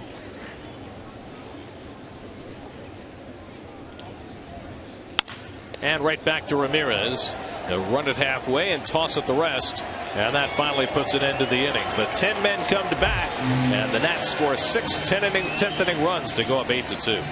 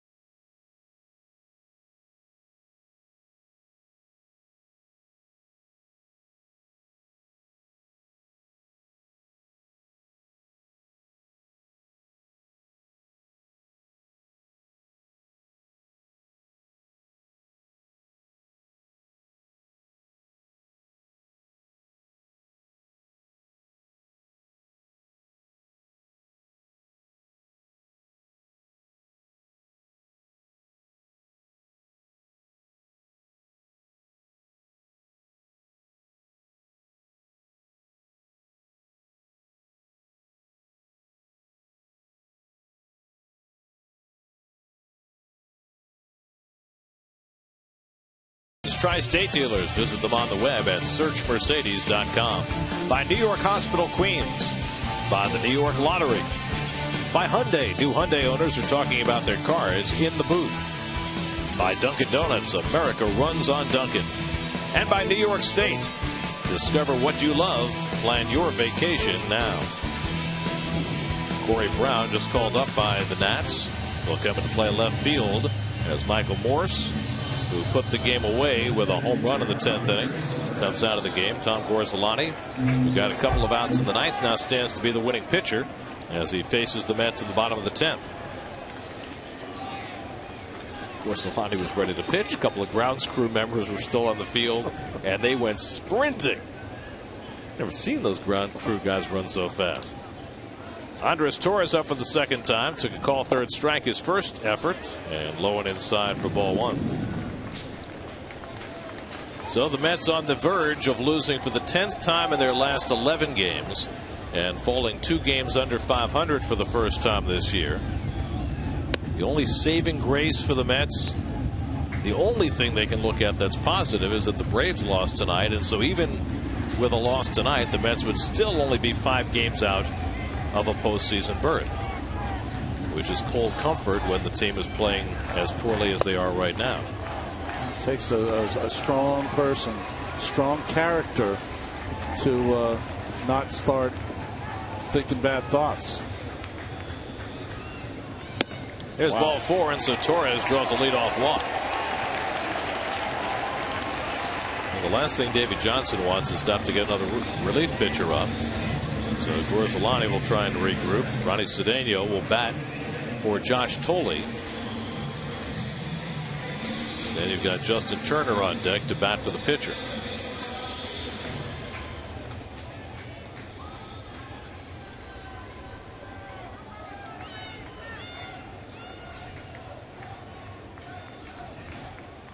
And Cedeno takes low and inside for ball 1. Getting close to having one of those days where show up, no film, no batting practice. Here comes Steve McCatty or Davey. It's like McCatty. Like 5-run lead, throw strikes. Well, 5 pitches, 5 balls for Gorzelani to start this bottom of the 10th, and they're going to get somebody else up in the bullpen now. No scouting reports, nothing. Last time you faced Gonzalez, you gave it to him, you handed it to him. These are the shots we usually show at Dodger Stadium, by the way. The brake lights outside the ballpark. That's the way I get home. I make a left. I think you guys make a right, don't you? Keith, I have no idea how you get home. I go out, make a right, then make the quick left, and then do the U-turn back onto the Whitestone Expressway over to the Cross Island to the Long Island Expressway and zip. Really? Did you ever? Is that legal? You ever investigate like a helicopter? I can't afford that. Kidding? Well, maybe you can get a sponsor. Yeah, do a little trade commercial. Hi, I'm Keith Hernandez for New York Airways. I'll bring Brooklyn burgers with me. You've got a long ride just like me. Yes, Gary. I do. But I'm not Keith Hernandez. Cedeno takes the strike, 1-1. Then don't forget it. Keith's grill is shut down at this hour. Is that Blue Laws? Double play ball right at Lombardozzi, and Espinosa turns it over. 2 out and nobody on. You know, these are the little things that drive me crazy, and I apologize if I'm speaking out of turn. Your runner's on first base. Your shortstop just got spiked and upended and flipped over on a double play ball, and a double play ball is sent there, and your player doesn't even slide. I mean, I just don't get it. I don't get it. The optics are terrible. I don't get it. I mean, please.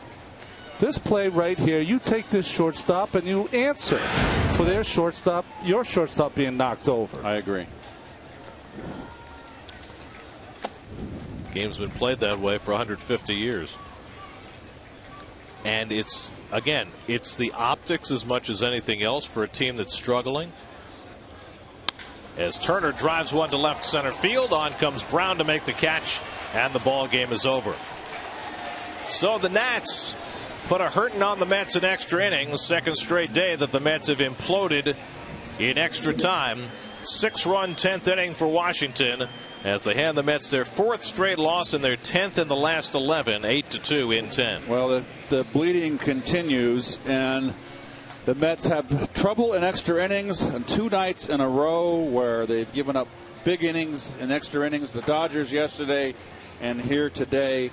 A well-pitched game by Chris Young. They got no decision, 7 innings, only 2 hits. Mets fell behind early again, but they came back, and you can see that pitcher says 1,000 words right there, and that kind of tells you how they're feeling right now. This is a low for the Mets right now, a season low. Tonight's game summary brought to you by Hyundai. Mets got home runs from David Wright and Ike Davis to tie up the ball game, but they had nothing left after that as the Nats out bullpen the Mets and win it 8-2 to beat the Mets for the 7th time in 10 games this year. Game 2.